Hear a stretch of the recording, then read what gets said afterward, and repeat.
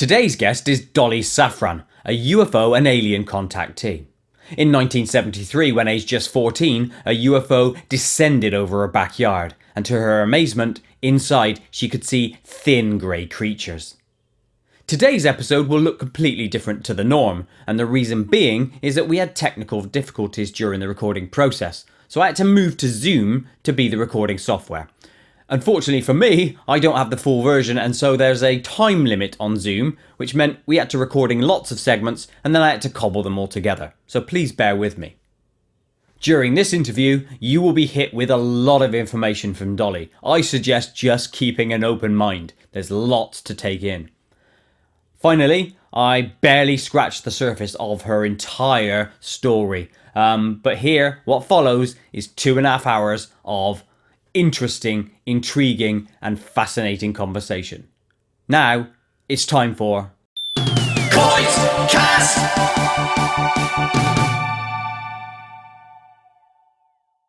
Hi, Dolly. Welcome to KoitCast. Hello. I was introduced to you via Preston, who suggested that I contact you and have words. Obviously, from a previous KoitCast episode, he speaks highly of you and your experiences, and that intrigued me. So I suppose let's just dive right on in. When did you first have contact, and which ETs are we talking about? My contact began before birth. I am a generational contactee. My father was a contactee before me, and I think my mother may have been too, but she rejected everything. My first memories of contact, I was 10 months old. I was in my crib, and I was levitated out of it. And when I got to as I was rising up and I got to the top, I flipped over and I grabbed the bar. So I was trying to pull myself back in, and then my memory went. It was uh, such an impression that I never forgot it. I've off and on I have lots of memories of contact from that age forward. At 5, I had an impressive one where I was out in the yard and I was looking up at the sky. I was having a good day. I was just hanging out, and my mom was in the house. She could see me, she looked out the window. We had a big yard, and I saw what I thought was an umbrella coming down.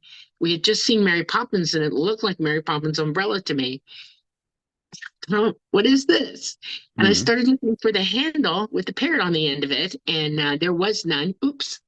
And so I I pretty much just kept staring at it, and the next thing I know, I'm on board somewhere, and I'm sitting in this lady's lap. I'm only 5, almost 6. She was a very tall gray, and she told me her name to call her mama, and that she would be working with me.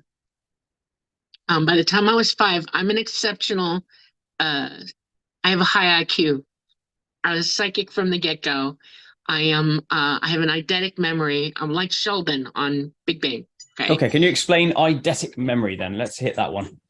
I remember everything I see and hear, like a movie, everything in my mind.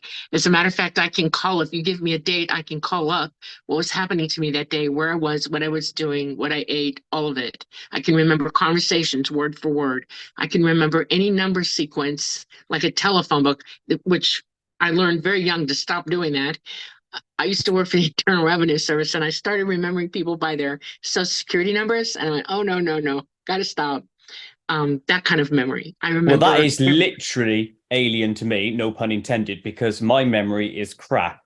I'm sorry. Whoa, no, it is what it is. All my friends will say the same. So you can literally remember everything. Yes. When I was very young, I had periods where it worked with my memories with ET, where I would have gaps, missing time. And it disturbed me greatly. And by the time I was 13, my mom was trying to convince me that it was all in my head. And she didn't want anything to do with it. She wanted me to stop thinking about it, or say, it scared her. I have the ability to do things psychically as well. And I was driving her a little crazy. I realized that either I'm crazy or I'm really experiencing all this. And I decided to put it to the test. I was 14. I was taking astronomy lessons at the time, and I had my scope out in the backyard. It's very late. It's a school night. My dad, it's 1 in the morning. My father's like, "Come to bed." So I went in, and I Mm. sat down my scope, got my jammies on, and I don't really sleep a lot. I sleep at that age 2 hours a day tops. And I sat on the end of my bed looking at my huge jalousied windows and up at the sky because Orion was up. It was clear night. It was beautiful. I lived in the Everglades in Miami, and I just wanted to gaze at the sky. Hmm. And as I looked, I saw hundreds of stars that were not stars. They were moving, and they started pairing off in twos, and they went north, south, east, and west. And I'm fascinated, and I realized, oh my God, here's my chance, you know? So I start doing what I do when I memorize things. I just let it run like a reel in my head. Minute, second, second, second, second. I'm focusing on things. My memory's really tight. It came down, it changed colors as it came down. And when it got about 500 feet above my back of our house, one of them, there two came down over me. One went toward the east, toward Kendall, and near Dayland Mall, and the other one came down over our property, and which is way west of there, about 40 minutes west. And as it came down, I realized it's a craft, and I'm a kid that's very interested you know, aviation, navigation, planes, trains, and automobiles. And I'm staring at it. Okay. And Yeah. I'm like, what the hell? I've never seen anything like this, or don't remember it actually. And as I'm looking at it, I went from the bottom to the top of it and it had ports. And when I saw the ports, that gave me pause because in each one was a being. I now know they were Grace, AI Grace, and I panicked. I tried to dive under my bed. I didn't know what else to do. And I froze. My room blew up in brilliant white, blue white light. And I couldn't move. And I saw an energy ribbon come down in the light. And these two beings came down this ribbon into my room. And one came up to me and took my hand and put it on top of his hand or its hand. And then put our hands on the ribbon. And I don't know how to explain it to you, but if you were to go interdimensional where you're standing right now, the room would become opaque. You would get sick to your stomach and dizzy because you're leaving the third dimension. You're about to walk through a dimensional door. And that's how it felt. And I started rising up. I mean, we were levitating up on this ribbon. And I'm like looking at my ceiling and thinking, we're going to hit. And no, we went right through it like it was nothing. Went through a tree that was right outside my room and up alongside the craft. And it had as we approached it, I saw an open door. It opened. The ribbon didn't go in the door, it went up alongside the craft. And when my feet get to level to, where I could have walked through that hole, they pushed me in and I landed on my keister. And I was a little stunned, and they came in, and I realized that there's a woman sitting to my left. And I looked at her and I realized, oh my heaven, I know who this woman is. This is Mama. So I went from 5 years old meeting her. Now I see her and my brain exploded. I started remembering everything. It made me so sick. I mean, nauseated that I threw up all over myself. What Whoa. Okay. unpleasant. Let's stop there a sec because I think Okay. I got a number of questions related to everything you said, and obviously you've just hit me with Okay. a lot of stuff. So let's go back. Okay. First off, um, memory when you're 10 months old. I can't even remember last week. So is that part of the eidetic memory Yes, I scenario that you actually can have remember from memories that back to young? 8 weeks. Yes, my Whoa. first real life memory is I was 8 weeks. It was a very auspicious day. We were leaving Georgia to go to Miami, and my mother had me a pram. Okay, I had a pram, a real pram, and the pram comes up out of the harness of it, and you could put it in the car. And I was laying in the pram, and she put me in the back seat, and we didn't have seat belts then at all. It's 58, and she gets in the front, my dad gets in the car, and I remember staring out the window, watching things go by. And I kept putting my foot up against what I was looking at and staring at my foot and watching stuff go by. And I thought it was really funny. And that's my actual first human memory of myself. 10 weeks old. Right. My mother says they remember hearing me laughing, which was unusual for, 10-week old baby to laugh like that. And they both looked back at me, and I was just back there laughing and put my foot up. And they thought, well, okay, you know. I walked at 8 months old. I could talk by the time I was 10 months old. I could read by the time I was 2. I was so accelerated, my teachers didn't know what to do with me. I'm one of those kids. Okay. The Okay. world was my oyster and I wanted it. So Okay, so yeah. that's part one. So thank you for answering that. I'm gonna have to look that up after eidetic memory because that's another area Okay. now that intrigues me. Okay. And I like to go from one subject to another. So, second question. Um, Obviously, you mentioned about all the uh, what you termed initially stars in the sky that then suddenly moved. Obviously, this was what in the 60s, presumably. 73, 73, you saw that 1973. I bit. was Okay. 14 in 73. Yes.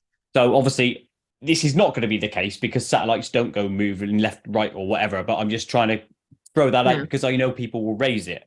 Satellites Right. obviously go in a straight line, and we wouldn't have had that many back then anyhow. Right. So Right. I that was also wouldn't taking take care of that. astronomy and I knew what stars were where. I was Yeah. already aware of constellations and uh, astronomical things in the sky. I knew what the Milky Way was, Orion, Pegasus, all of it. I knew it.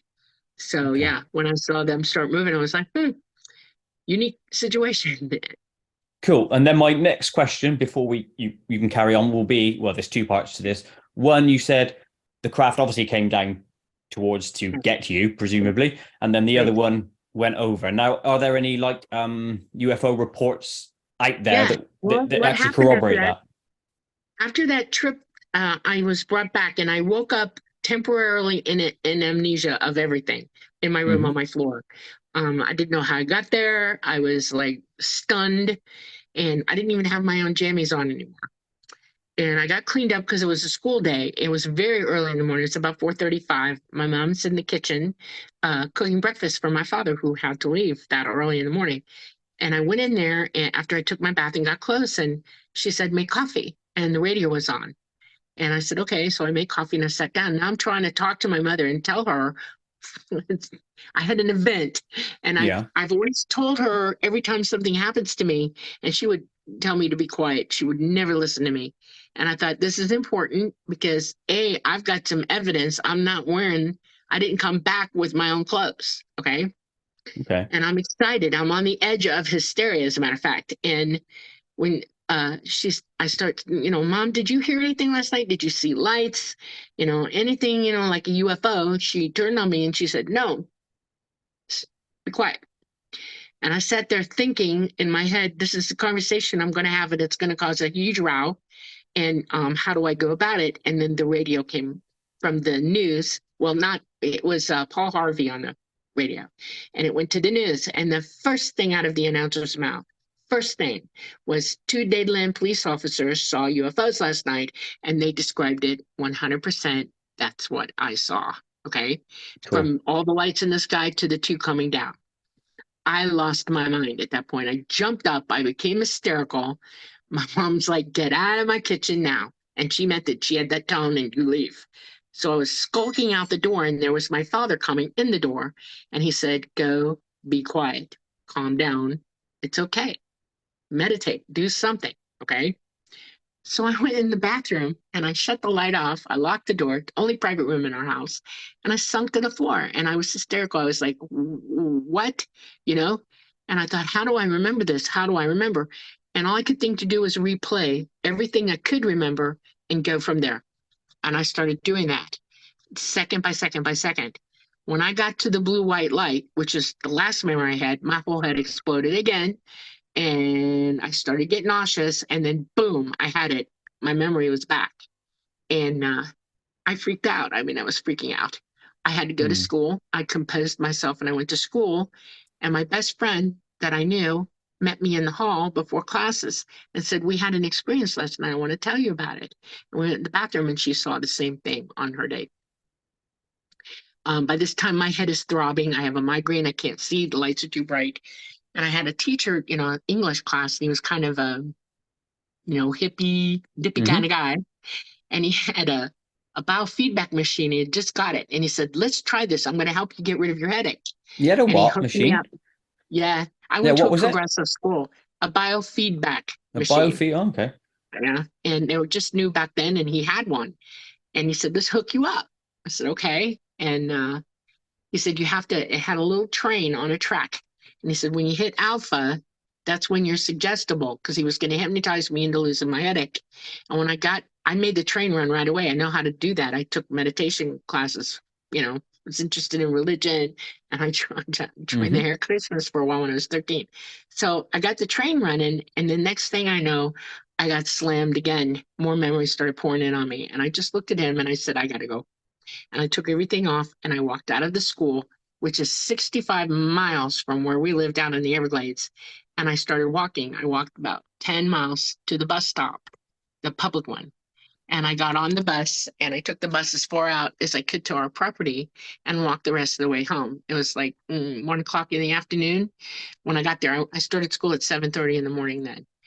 Um, I was so sick from this. It took me about a week to unpack everything that had happened to me, literally unpack it.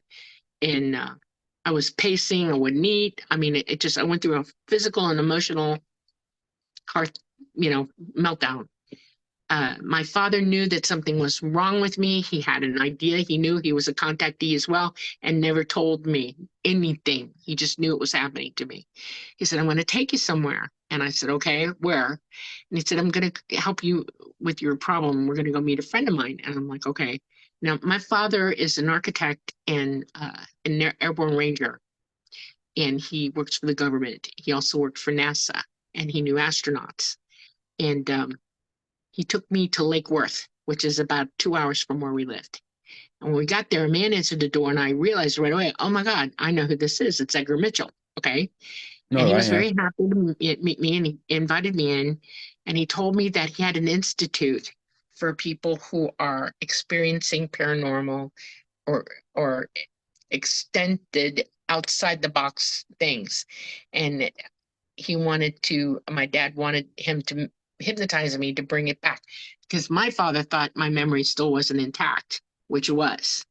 And after about 20 minutes with him, he realized my memory was intact. And he said, you have a long talk with her now because she is fully aware of what's going on. And so my dad sat down with me and him, and my dad told me about his experiences and when they started, which freaked me out a little more. And then Edgar Mitchell, and I cannot divulge this, I'm under a eternity ban from this, but I can tell you that he did have experiences with ETs as well, and he told me his. And so I was like, okay, well, this is new. And my whole world changed from that moment forward. I mean, literally changed. What happened to me on that trip with them was great. In that they sat me down when I was on board and told me that they wanted to go over my life with me and ask me what it was I wanted to do in my life. What was I thinking for myself? And I told them, I'm not sure. I have all kinds of interests. And I was already candy strapping. Nursing was interested. My uncle was a nurse. I was an Everglades Park student park ranger as well on the weekends. And I loved oceanography, and I was in ecology in school. And I mean, I just was everything excited me, astronomy, physics, all of it. Okay. And they said, well, what would you like to do? And for some reason, I looked at them and I thought, well, here's my chance, because lots of people in my family fly. Okay. And I said, I want to be a pilot, but I didn't want to be a pilot here. I wanted to fly what I was sitting in, and I meant it, and they knew it. And there was a long silence for a minute, and they told me pretty much that that's doable, but there was a lot they had to check out on me and make sure that I could learn and I could do these things. And Okay. Well, let's Mama let's was stop there again a sec. Sorry okay. to cut in again. I Okay. just want to. I don't want to break into your story, but I also Okay. want to address a few things that I've heard along the way. So, first Okay. thing I want to address is obviously the light with the. Let me just turn this down a sec. Hold on. I think my mic was too hot for this program. So the light beam that came down that Right. got you, obviously it's always like identified or shown as going directly into the craft, yeah? And you're saying it comes up alongside. which The is energy something ribbon I've never does. heard The before. light, the light that came into my room was being come down from the craft itself, okay, under the craft, Yeah. they could beat down on you.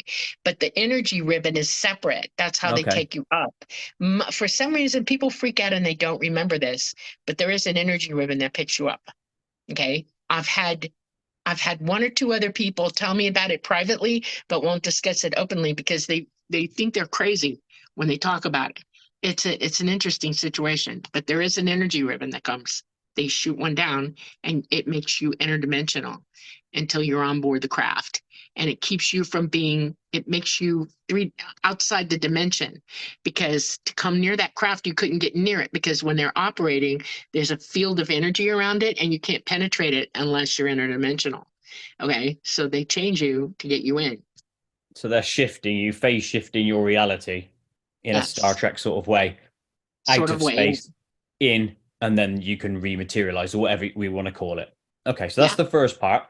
The second thing is obviously you've gone from a scenario here where you were unconscious, or sorry, not consciously remembering, to Right. consciously remembering via Amnesia. this Yeah. big woomph hit or whatever. Now, do you Right. think you are different from other people because all other contactees or abductees, however they want to term it, always say they never consciously remember? Now, are you consciously remembering because you are of the eidetic memory scenario? Is Yeah. that what you think it is? Yeah. I am conscious 24/7 now, 365. I have no more missing time, none. And my life, my brain filled back in everything I missed. It was very, very emotional. It was very hard to go through, but they triggered me to do that. Okay. And I did. But was it your memory style, the way your brain works, that allowed you to consciously remember? I.e., having the Yes. eidetic is the key to it, or was it something I think else? it's a little bit more than that. It involves your consciousness. You know, you're not just your body, your consciousness. Mm-hmm. Okay. You're an entity and your consciousness is on 24/7 all the time. Okay. You just can't make the connection to your physical mind because you're not using your psychic ability like you should. Okay. You're not talking to your consciousness openly. You don't hear everything that's going on, that you're thinking consciously. Okay. Or you would think of it as a subconscious. They give you the wrong terminology here. They don't want you to realize that your consciousness is who you really are, and that your physical mind is the computer that you're indwelling to Yeah. operate. No, it makes sense. Okay. Um, so when I made the connection, fully made the connection, I mean, I was psychic my whole life, but I never fully made that connection until I opened. I literally demanded of myself that it was going to happen. I knew that it was there. I mean, there are days where I would, like, when I was just before this all happened to me, somebody said to me, you know, you can get downloads from the universe. And I said, what do you mean? They say, go meditate, you know, open your third eye and ask, and you'll be given information that you want. I deliberately asked for a very specific thing and I got it. And I confirmed it. I proved to myself that it was real. And I thought, oh my God. And it was explained to me that it's my consciousness talking to me, telling me what I wanted to know. And so I was already chewing that over in my mind when I decided to make the connection, to fully allow myself to be completely psychic. It's a traumatic when it happens to you because you're not used to it. I mean, I hear everything. I see everything. You can't lie to me. I know when you're lying. It's not a pleasant thing for me. I hear people thinking. It was traumatic, very traumatic. I see dead people, I see dimensional people. I hear consciousness all over the place. And I had to allow that to come in on me fully. And it took me literally more than a couple of weeks to process through that. If I had started doing that as a baby, if I had been enjoined to that as a young child, I probably would have been perfectly okay with all of it. And I realized once I did wake up that that's how they are. That's their normal everyday life. They're that wide open psychic, that we lost it. It's been denied to us by here, by the people that run this joint. And we've been, for lack of a better way to explain this to you, we're kind of slaves. We we we are used people here.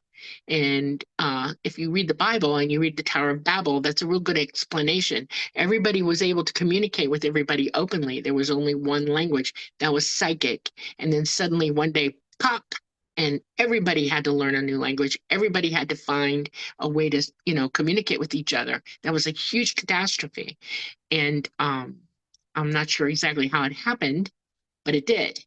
We're taught not to listen to ourselves. We're taught that psychic ability is hogwash, poppycock. It is unacceptable behavior. It makes you're termed and deemed insane, or you have psychosis. People who throughout history, people were burned for that. Okay, this is something that we've all had to learn to live with. Then we started polluting ourselves. We use fluoride toothpaste. I don't know if you do in England, but We boy, do, do they yes. do it. It's bad for you. It comes up your pineal gland. That's where your abilities lie, in that gland. It's in your endocrine system. It's critical for your ability to use your abilities. And they're feeding it to you like candy, and it's holding you back from it. It's gumming you up. And who do you Um, think, right? Because Preston and I spoke briefly about this scenario. Who do you yeah. think is doing that? If this is true, who's doing it and for what purpose? Some people would call it the worldwide cabal. There are men who own everything and everyone, and they've divided up the world the way they want it and seen fit, and they have used us like slaves to get what they want. There are things that they know that we have been kept from, that I've learned about.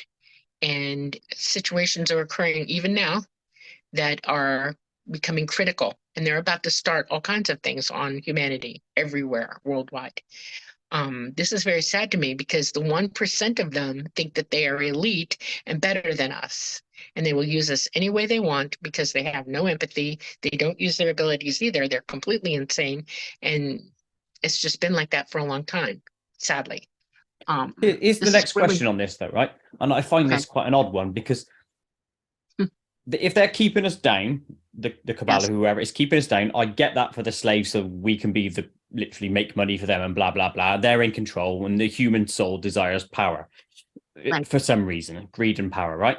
Um, Ego, but human here's the ego, weird the thing: mind. isn't Yes, the real treasure knowledge? absolutely. You hit the nail on the head. So Absolutely. Know knowing all that's that knowable and then proceed. Correct. exactly, but knowing that fact, right? Because you can't take money with you when you die, so actually knowledge is the Right. best gold ever. They would surely want that as well. So why are they doing that? They hold it because they don't believe in anything but themselves. It's almost like a narcissistic attitude. Okay. They only see themselves. Control and power corrupt. Absolutely. Okay. Absolutely. And they are corrupt and they have become debauched, evil, and corrupt. And they don't realize that what they're doing, they think that their power and knowledge held here so that they can stay here. And trust me, they're working on that. They're trying really hard to make that happen, is more valuable than anything else. And they don't pay attention to true knowledge. They don't hear the truth. When you knock yourself out, when you become evil, the ability to hear truth and understand it and cognitively employ it is thrown to the wayside. It's like thesis and antithesis. If you went to college, you learned about thesis and antithesis. Okay. Mm-hmm. And when we're in thesis, everything's running good. Everybody's helping everybody. It's a good place. And then suddenly the pendulum is swinging to antithesis. And when it reaches the pinnacle of antithesis, all anarchy breaks loose. Guess where we are right now? Perfect antithesis. And it's happening because of forces outside ourselves that you don't understand. You won't understand. They do, and they're preparing for it, but most people are totally unaware. And that's why I'm coming forward and speaking out, because it's important. We're eternal beings. Okay, we only use these bodies for a short period of time, and we go on and we move somewhere else and do something else. There are beings all over this universe, and we can employ any birth anywhere to be anywhere in this universe that we want to be, to specifically learn to evolve. Okay, here is the hardest place to live. I really believe that this is a third dimensional tough tank that we're in. Okay. And the lessons we learn here are really hard. And it's not fair, in my estimation, for us to be learning hard things and not know why or what's going on, because there is no truth in the tank with us. None. There are very few people who know the truth, and it's about time. That's why I come forward.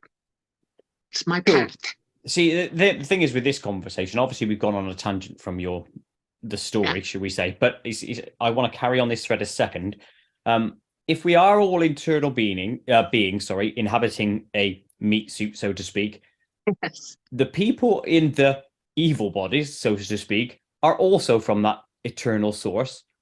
So Yes. why aren't they searching the same improvements that you and I and millions of other are searching for? There are people who become so sick with antithesis, evil, however you want to look at that, negativity, that they stop seeing and hearing the truth, and they actually start to kill themselves. There's a way for your soul to go back down to the base part of itself. In other words, you're not fully yourself anymore. You lose yourself. People have described this as hell. It's not really hell like you would think of it, because you're not conscious of who you are. You become an unintelligible, frantic, striking out entity that is locked up here and can't get out. And that's what they're at. That's why this place is one of the hardest places to be, because we've chosen to come here and deal with that. It's a lesson, a huge lesson. We have to choose to evolve. And if you don't, you will de-evolve, trust me, until you try to evolve again. That's why we have to choose knowledge. We have to choose evolution. We have to try to learn. When we're in source together, which is where we all really are, okay?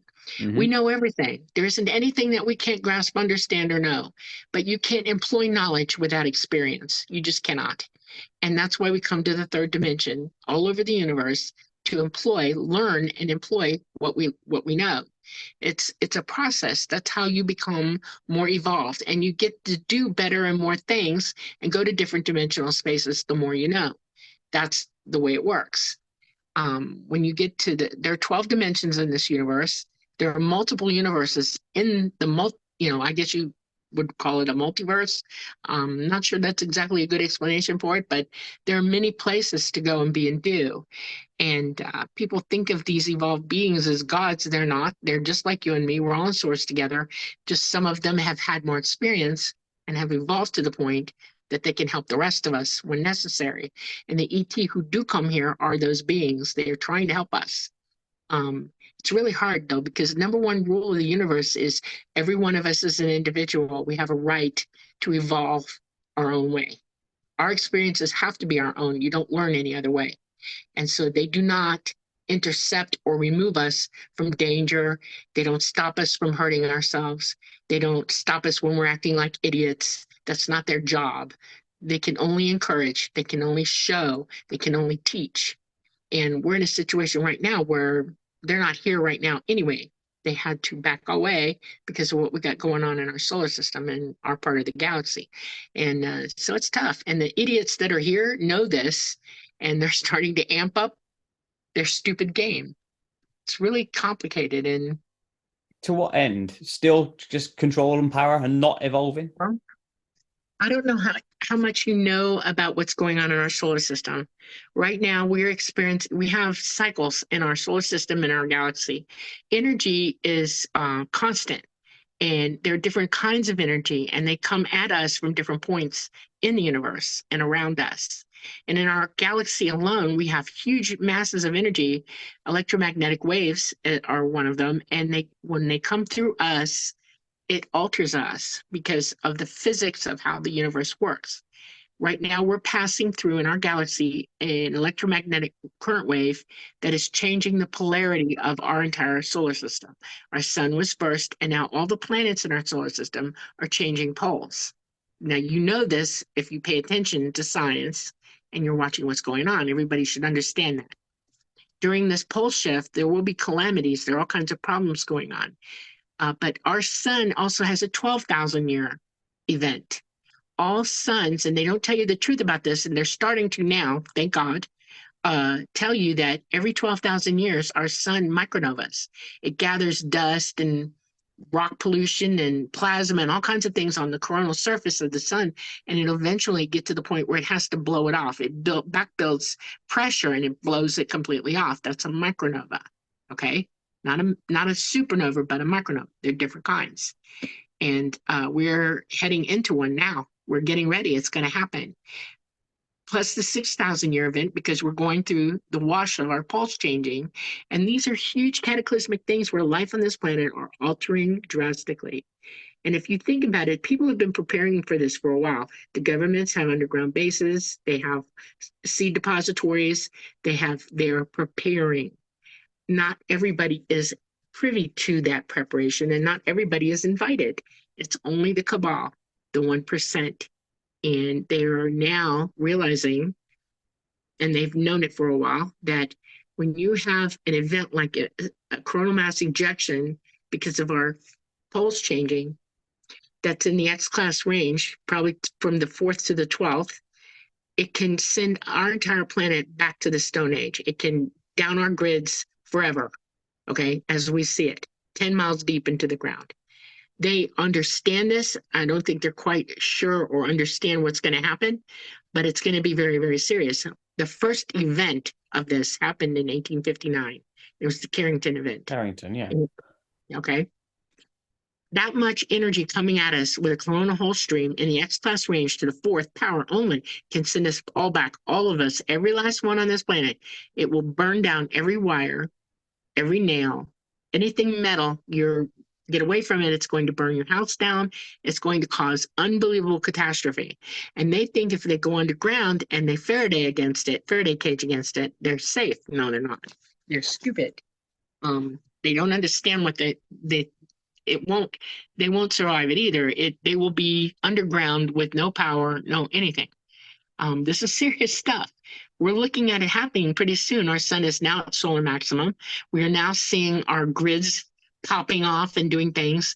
One of the things that you're not taught in science class is that our sun runs our weather, nothing else.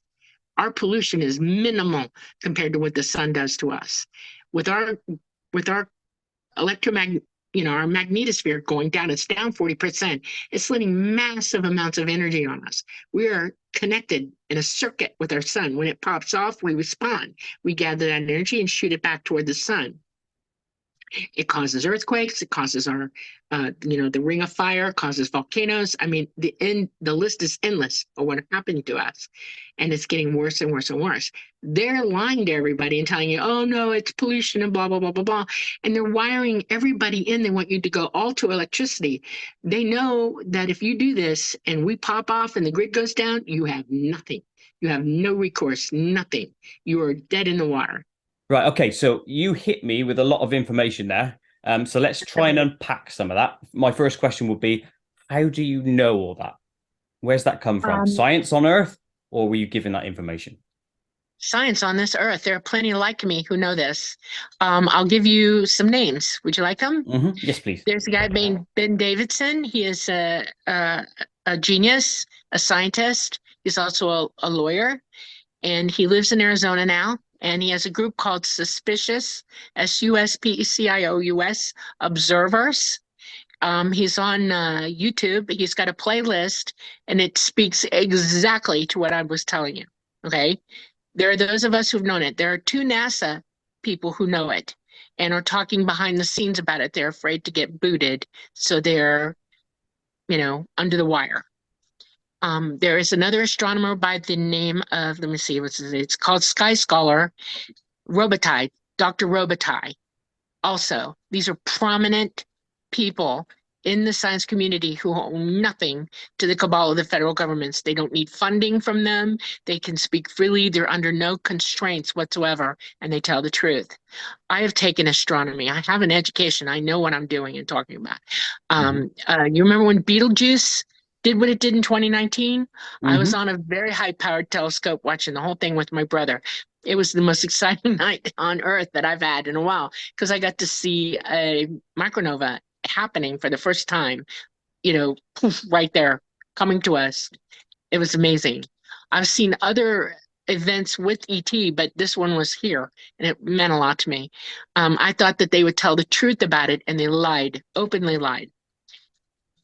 Okay, and Science, when you mention 12 dimensions, right? I've heard yes, 11 before said right, from scientists, and it's been on, like BBC website and all that. Not that I yeah, necessarily trust the BBC yeah. website, but you know what I mean. Right. It's Where do you 12. get that from? Absolutely 12. Absolutely 12. Provable 12. They won't tell you the truth. If they're under grants to the governments, they won't tell you the truth. That's what's sad about that. There are 12. Einstein was really, really close to figuring that out. Totally. His math was really pretty good. He wanted to do the theory of everything, which is a little difficult to do without understanding space-time. Okay. He was very close to it, but he didn't unfortunately get it. And then the ones that are working on it now know what they're talking about. They know it, but they won't tell you because you're being blocked from it. The medias won't let you know. You know, it's Okay. not good. And let's unpack Yeah. that further for people who, I mean, because I've read and heard lots of stuff, and I have looked into loads of Right. science papers as well, and obviously you have. For those who don't understand from third dimension to 12, can you try and explain it in the best Okay. way possible and at the most Okay. basic level possible? Yes. Okay. Well, let's start with the first dimension. It's a flat Mm-hmm. plane. Yes. It's only one dimension, and everything is so gravity heavy there that it can only be flat. It's laying down, thick, flat. The second dimension has a flat plane and an incline. Okay. And in that incline, if you mathematically look at it, it's like this. And there's an arc, there's a visual arc of what you can see in the second dimension. And it's very specific within that arc. Okay. Mm-hmm. We're in the third dimension. So we have this plus this. We're living in a square. We can see all the sides. We can see height, okay, and depth, and we can, because we're intelligent beings, we can mentally see into the fourth dimension, and that would be the three principles of 3D. Okay, we understand that. The fourth dimension is like looking at a box that has another box outside of it all the way around it, so it looks like A a box within a box. a diode. I can never pronounce this. I speak Swedish, and it's so hard for me to speak this word. Diode, a, a diode. Dodecahedron, is it? Or something Yes, like thank you.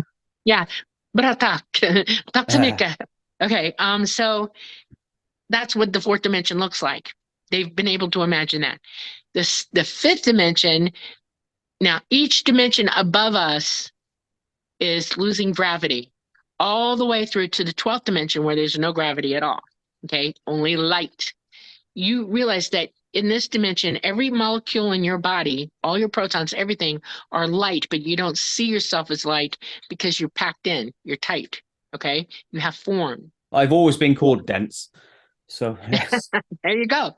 Works for me. We're all dense, every last one of us. Okay. So in the fifth dimension, you lose physical form in the fifth dimension, no more. There are fifth dimensional entities who are non-corporeal, and yet they can operate as if they have a body, they have a light body. Okay? Light. Yeah, okay. In the sixth dimension, above that, you start to go into what they call different realms. You can still now, everybody in every dimension above us can see down into us. They're all capable of understanding what we're doing. They live in the same space with us. All of us, we're on top of one another. Okay. So in your space right now, where you are, there's 12 dimensions with you. And all the beings in each one of those dimensions outside of you going up can see you. They know who you are. People talk about having guardian angels. These are extra dimensional beings like fourth and fifth who know who you are. They care about you and will sometimes intervene in your life when you're about to do something really stupid, or they try. Okay. Some are good at it, some are not so good at it. Question on Uh, this. Sorry to interrupt. okay. I have to quickly jump in here. Let's assume that's true and that there Yeah. is a person always here or whatever, yeah, occupying the same Right. space. Why do they care about me? Why are they not living their own lives within their own dimensional space? Because they don't see things like you do. They they have an understanding that all things are connected and that we're all one and that we're all entities, intelligent, living in source together. They're more of a light being than we are, and they have that evolution of mind. Okay. And you don't hurt anything that you're involved in with anything else to do so. And we have lessons here that teach us that it will corrupt your existence. One of them being, if somebody's starving, you feed them, correct? Hmm. Okay. We're setting off bombs and doing terrible wars and things. And if you think that doesn't affect them, it absolutely does. And they sometimes try to intervene there too, but they don't have the grip on us because they can't be gravity heavy like us. So it's almost ineffectual. It's like when you pass away and you're still hanging out here, you're a ghost, right? Your consciousness is around, but it can't do anything to you because you're physical and it's not. Okay? So they can only do so much. They can mentally reach for us. They can try to show us a light or, you know, push us a little bit, you know. That's it. That's what guardian angels do. They can talk to you in your dreams. That's how that works. We're so unaffected by them because we're so gravity heavy and they cannot really move us or push us. They're above that. When you die, you're not supposed to stay here. You're supposed to go to what they call upper realms, the upper dimensional spaces. And this is why science won't admit that there's a 12th, because in that realm, that's where we all go. That's where source is. It's the entire ball of wax right there. You're in everything at that point. You see it all. And you can pass through all of it. And that's why they won't admit it, because science doesn't like to admit that we're conscious. They don't want you to know the truth. Absolutely don't want you to know that you're a light, you're intelligent, and you don't need this body. It's just a place for you to learn. That's it. That you will go on, you will be, you know, when you are evil and you're negative and your intelligence is thrown off, you know, you're not thinking straight. When you die, you don't leave here. You kind of hang out. You stay in what they call the lower realms, and that's the two below us. People envision that as hell. It's not really hell. It's more like a mall, and you can't get out of it. You can't even think straight. It takes a lot for you to learn to get out of there. In other words, to think your way out of it, to understand that you got to think this over. You have to reach out beyond yourself and understand what it is that you've done to put yourself in that lower realm. Okay. Everything is a learning experience. We're going to go back to what you said in the beginning. Knowledge is gold. It is everything. And we're supposed to be attaining that. And you can either throw it away or you can use it. Take your pick. Okay, so let's just again assume that's true, and I'm on the same train. I've always thought that is the case, right? Okay. To what end? Let's just say it takes 200 billion years. I mean, that's just a random number I'm throwing out there. I know it's not going to be that. At that point, let's just say all beings have evolved to this light space, upper 12, whatever. Right. Then what? Does that mean this dimension doesn't exist anymore? No, it exists, absolutely, but you won't be in this universe anymore. You'll move on to the next level. I am not sure. I've met beings who can tell me what it is, and it blows my mind when I hear it. It's so out there that my poor little brain, we become able to create at that point. When you become that experience, when you reach the 12th level and you can exist anywhere you want to and you have everything at your command because you've learned enough to do that, then you move on to the next level of existence from there and you go from there. And it's a whole chain of events that goes on, and it's unending, it's eternal. There are beings around us that are incredibly advanced. We're talking they're outside, we would think of them as gods. I think that's why some of the different iterations on this planet saw them as gods. Like, why wouldn't Hmm. you? You know, Yeah. it's amazing. Okay, so let's just go back off our side, John, and back into your Right. story. You've been gone up in the light beam, you're in the craft, then you got returned and you remembered everything. Yes. Yeah. Carry on. They offered me a chance. They said that because I wanted it, that they would check me out to see if I could learn to fly with them. That would be my path with them. That's what I decided to do with myself. I had to understand that I was giving up a lot to do this. It would have a lot of my time involved. I couldn't be in the world the way that you're in the world. Okay, I had to step out. I wasn't going to um, participate very much in this world. I had to hold myself aloof. And they started testing me. They tested everything about me, my reflexes, my mind, my psychic abilities. Oh my God, everything. And they realized that I was going to do it. I could do it. I could learn. And I began. It took me 4 years to learn to fly that craft. 4. Most pilots here can learn to fly in 6 months. You know, I took 4. There's a lot involved. A lot. Um, it involved me using my psychic abilities in ways that I never thought possible. It involved my reaching a level of moral understanding. It required me to have a level of responsibility that exceeds anything that I would have learned here. It required me to remember that how do I put this? We're here to learn to what love really is, what it means. You know, humans are very confused about that word. They don't understand. Okay.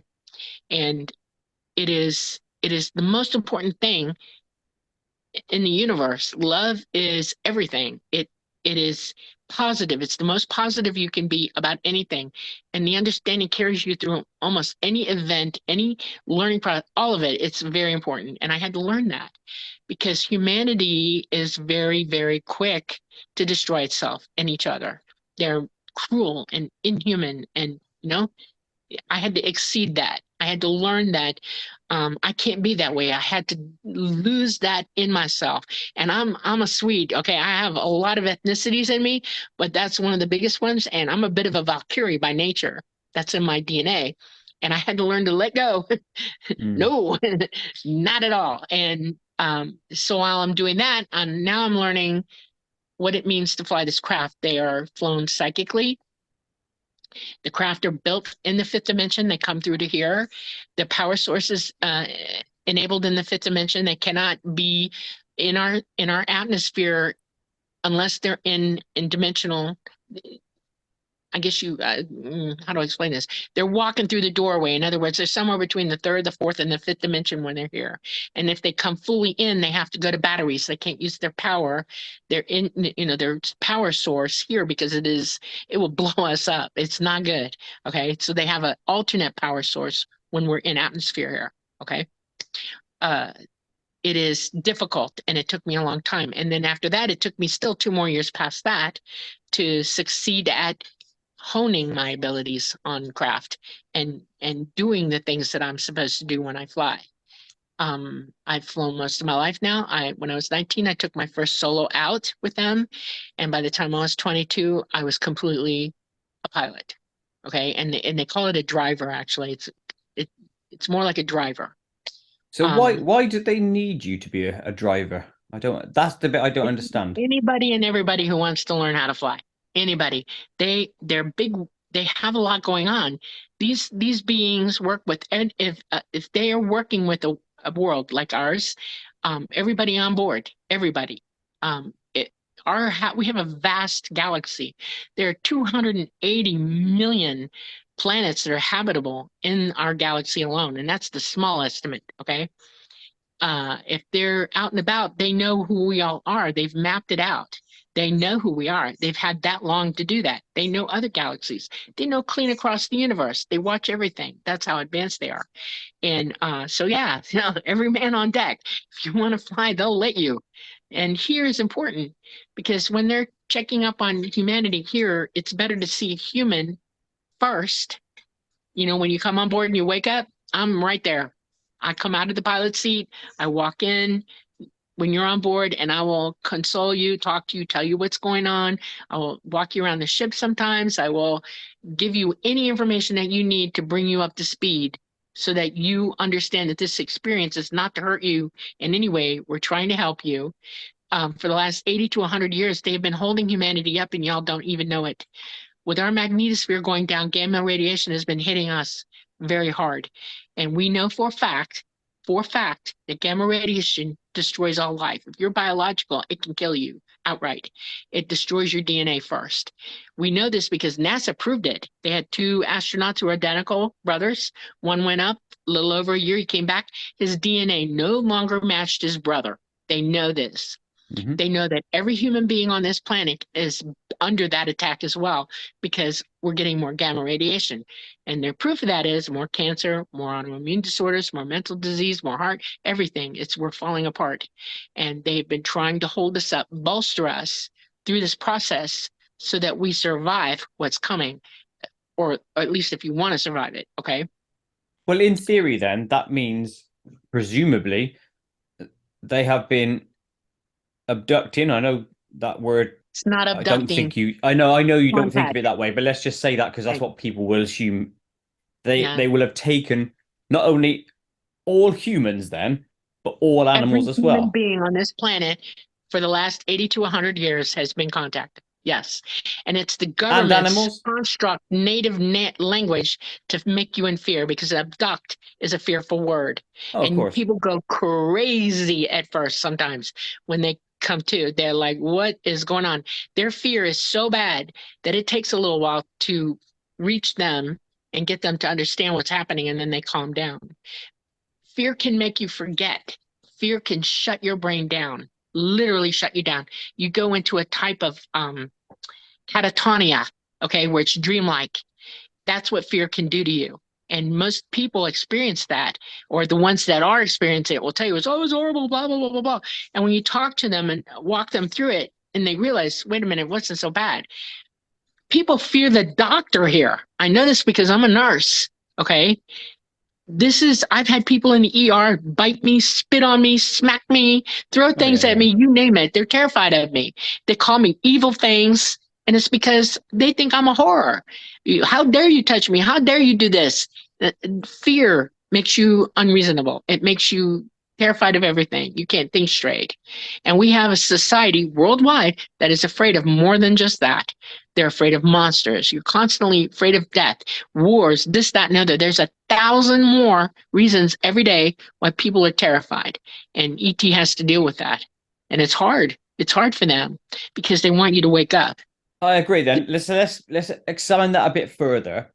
And that's right. Let's just say all these things are attacking us fear-based, and that is clearly true. We can see it in the world around us. Why do Right. they need to add another one in? Because primarily there's always stories of them taking people at night.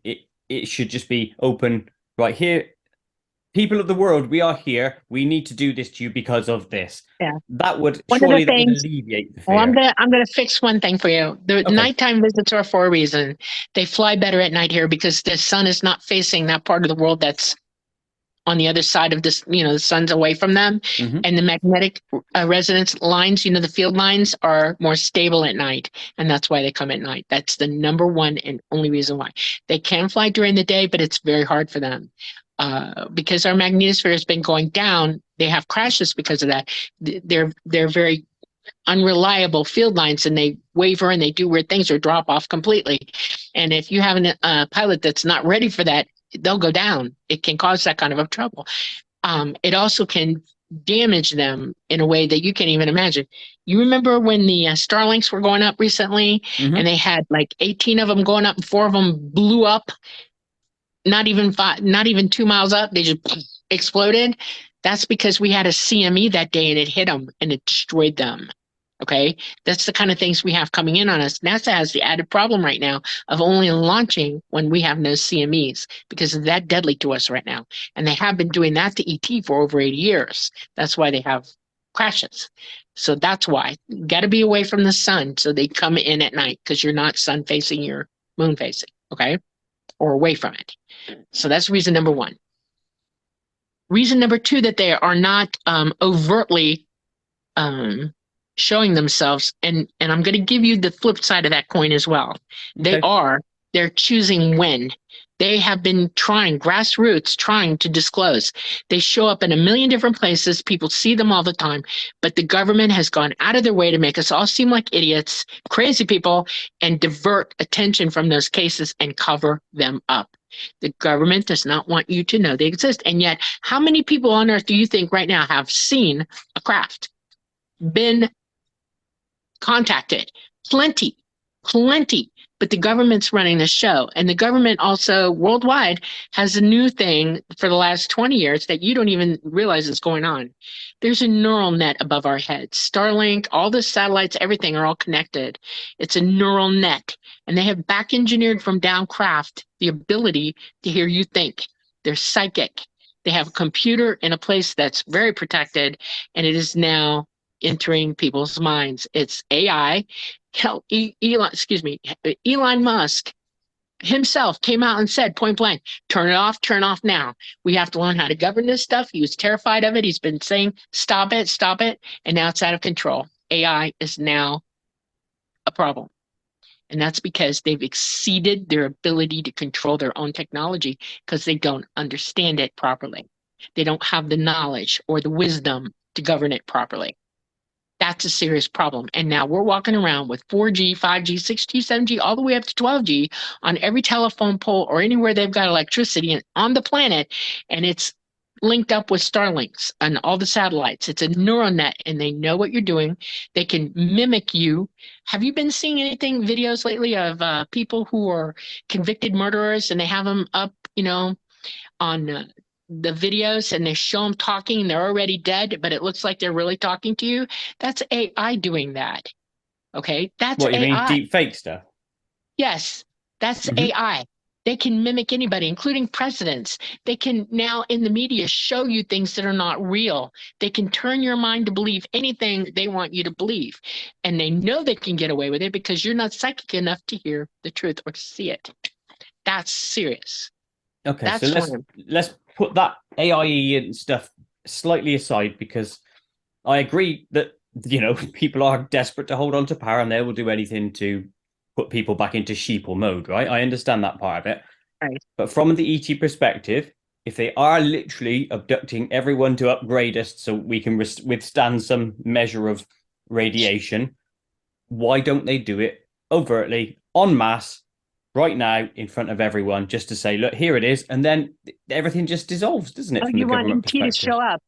Yeah. They're not going to because we created this problem for ourselves. This is where autonomy is paramount. You have to understand something. We're all children here, and we've all created this by directly doing it or indirectly by allowing it. Okay? He who stands up and says nothing is as guilty as the ones who are doing it in their eyes. Okay? If you don't stand up for what is right, you're as big a problem as the problem. We have to learn how to govern ourselves. We have to learn how to wake up. We have to fix it, heal ourselves, or they can have nothing to do with us. It is the right of autonomy. It's our right. We're here. We belong together. We're working together, and yet we're attacking, killing, and separating ourselves in ways you can't even imagine. This is not good. And we're about to commit, the people on this planet are about to commit mass genocide, mass. Because when that CME hits, they don't want you around to bug them when they go underground. They don't want you fighting them for it. They don't want you to have a gun. They don't want you to be eating nothing. They want you dead. And that is serious. And that's why I came forward. This is another reason I came forward. I can't stand it. I'm as human as you are. Okay. I'm considered hybrid. Okay. I have some of their DNA. That's another day. Okay. Okay. But it's true. I can prove it. All right. Absolutely. That's fair enough. Cool. But they don't want us here. They don't want us to survive. They think they're going to survive. This is crazy. They know more about history than you'll ever know. They know about the iterations of this planet. They know that every 12,000 years, this happens. And humanity just sort of goes off the planet and new stuff starts. They've got proof for at least 5 iterations of this cycle. And they want to keep their technology. They want to be the boss of everything and start over anew. And they think they're going to do it. And I find it comical and hysterical because there have been better than this people tried and it doesn't work that way. It's just the universe is too tough. This is too big an existential crisis for our solar system. It's how our universe works. We got way more problems than that anyway. This is ridiculous. Humanity just needs to wake up. My message to you from ET, directly from ETs, is this: you must stop listening to everybody but what you learn for yourself. You must use your abilities. You must clean your body up. You must detox so that your pineal gland works properly. You must find it in your heart, in your mind, your consciousness to awaken in you. If you do this, you will hear us talking to you, and thus will begin your transformation, your evolution out of this mess. The more of us that do it, there's a slim chance that we might be able to affect these guys that are so wrongly hurting us. But we are literally running out of time, literally. And that's serious. My other reason for this, I don't want anybody to die stupid. I mean, it irks me. It really irks me. This is the Valkyrie talking, okay? Um, it's just wrong. It's inhuman. It's inhuman. How can we not know the truth? How can you not see what's really happening to you? Would you rather die in perfect stupidity, not knowing what's coming, or would you rather know and understand that you're an eternal being and that you will go on from here and that you have choices to make and you have things to learn? And there's real joy in that. I don't know if anybody gets that or not, but there's joy in learning. And I couldn't stand it anymore. And I told them about 8 years ago now, I want to talk. And I got briefed. They let me know this is not a simple thing you're going to do. And I wish more like me, because there are more like me out there. More. Well, there's Okay. loads of people that should be more brave and speak out about their experiences. I'm on that train. I still want to know the answer to that question though. Is if you can answer it, if they are taking millions of people, Hmm. oh, you said they can't do it in a day because of magnetic lines, but they can still show themselves officially, Right. couldn't they? Well, you have And to say, look, understand we are something else here. right This now. is what needs to happen. Why Right. don't they do that? Here's the flip side of that coin. Right Hmm. now, they are no longer here. They bugged out. They bugged out about 2 years ago. Everything you see in the skies now is back engineered and deadly dangerous to you because it's the cabals. They own it. They took off. They cannot fly here. They will not. They will no longer consider crashing anymore. They have done. There is a window of opportunity between the big CME that puts us back to the Stone Age to when we micronova. There's about an 8 to 10 year span between that moment and the micronova. And they will show up. They are going to show up. They will show up in mass. They're going to land everywhere, all over this planet. And if you're awake and you know what's going on, that you'll hear and see them, and they'll pick you up and get you out of here. But we have to wait for that to happen. So that's our opportunity. That's why they're waiting. They can communicate with you now. Long distance doesn't make anything. Time and space is nothing. When you're psychic, you can talk all the way across the universe. You can make that link, and they do. We have to wake up. We have to understand the science of it. There's plenty out there teaching it. What I told you earlier about suspicious observers and Dr. Robitaille, you need to consider educating yourself this way. Turn off the bad stuff, turn off the negativity, clean up what you eat and what you drink, because your body will not work properly with your pineal gland until you do. No fluoride, none, stop. Okay?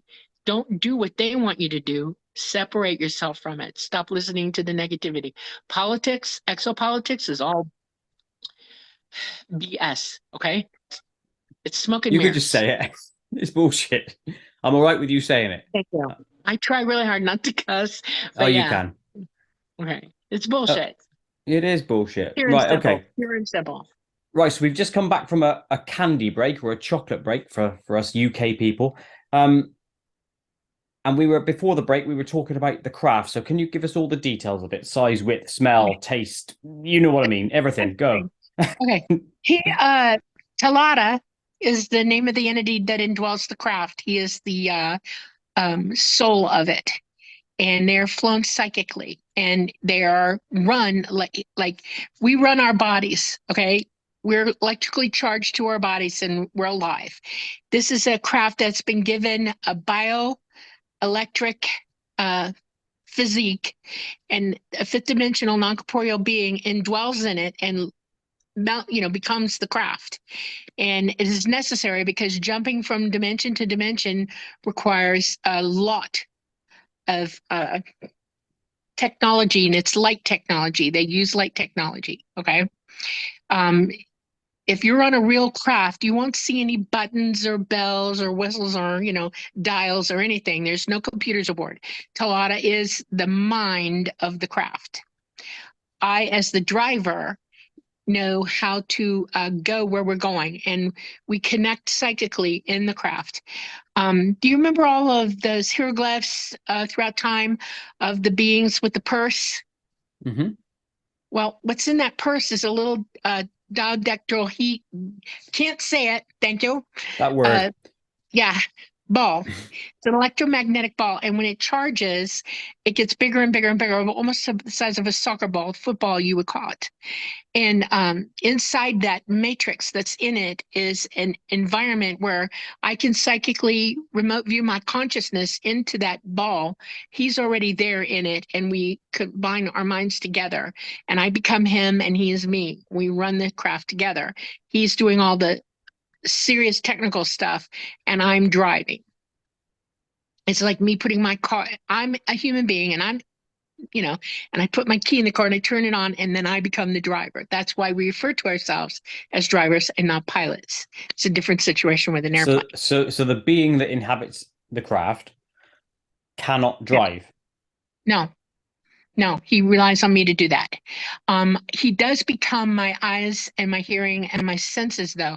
I can see everything he sees, feel everything he feels. I can see the fields outside the craft. That I don't really need an array or a window to look out because he's perceiving it for me, and psychically, I'm looking at the same thing. It's much faster that way. I can work on driving at a my my reflex rate aboard with him in that capacity makes me instantaneously able to drive him anywhere I want to at the flex of my mind to turn and whatever.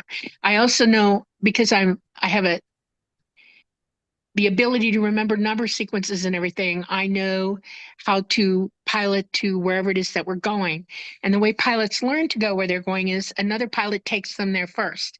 And once I learn where that is and the numbers for it, I can go to it because the craft is already primed or has a primer, if you want to call it that, that knows everywhere it's ever been also. And I direct it to go to there. Between the two of us, we create what we call a light gate that opens a dimensional door or a window, and we jump through it. It takes less than a second, 2 seconds, and we can go clean across the universe through that light gate, and the gate shuts right behind us. If multiples of us go through a light gate, the light gate becomes much bigger. The first one in opens the gate, and the last one in shuts it. It is important to note that they cannot travel conventional space just like we can because the amount of radiation that would be involved would kill us all. That's why they travel interdimensionally, because they can jump great distances in space without being in space. They're outside of it. They're outside of the time-space continuum, I guess you want to call it, and they can go through it. It's like, Einstein saw it as folding space. That's not a really good explanation of it, but it's close. It's two doorways very far apart. We open one there and one here. They're connected when we open the gate. So the gate on the other side is already open. We're open here, and poof, we go through it interdimensionally from gate to gate and shut each one as we go through. So it's When I essentially go through, Stargate, the TV kind show. of, yeah, only we create it psychically. We don't need an apparatus for it. It's a psychic connection. Everything in the universe is connected. It's all light is connected, all everything. And everything here can be, you can reach to it, you can connect to it with light there. So I don't need an apparatus to do this. I don't need a computer. I use my mind to do it with him. Okay, He's two infinitely questions. Sorry, okay. just jump in. Two questions. One, who drove before you came on board and drove? He's been around a long time, and there are other ETs who have driven it. I know of one other human in another iteration, probably about 25,000 years ago, who flew with him regularly. He developed we're very, most drivers and craft match up together according to your personality, the way you think. We somehow are on the same, your brain, you think in alpha, beta, theta, gamma, and delta. Okay, you have a frequency. Your brain emits a frequency. It's like a thumbprint. Everybody has a different frequency from everybody. That's how they know who you are, by the way. It's like you knowing your name. They can find you instantly by that. Talata and I have a similar frequency. In other words, we reach out to one another very easily. I can hear him very easily. We're on the same band together. So I got matched up with him for that reason. And they've known that since I was a kid. That's why they were kind of hoping I would said I wanted to do what I wanted. They were banking on it. Um, so that's how that works. If you understood light, the use of light and psychic ability, you would be evolving very rapidly. And that's what they're kind of hoping we would do. We're technologically advancing, but not at a rate or with the maturity of understanding that they expected. And it's because they're paranoid, they're secretive, they hold the truth from people. They don't want you to know the truth. That's a very bad sequence of events that causes the people who hold the technology to misuse it. And look at how they misuse it here. They turn it into weapons. That's not good. You're not helping anybody with that at all. And they see that about us. Okay, so Talata himself, this type of craft that he is, there are multiple kinds of craft that they have, all the way up to what you would call a I'm gonna have a moment, a planet-sized craft. Okay, but that's not the motherships. Motherships are probably 3 aircraft carriers in size. You know, the diameter of it. Put 3 aircraft carriers together, and you've got a mothership. People who have filmed the night sky and saw a purple round circle in the sky, you know, like a coloring of purple, you're looking dead at a mothership. You can't see it clearly, but you can see the color that it's producing in the night sky, and it's very purple. Talat is not that big.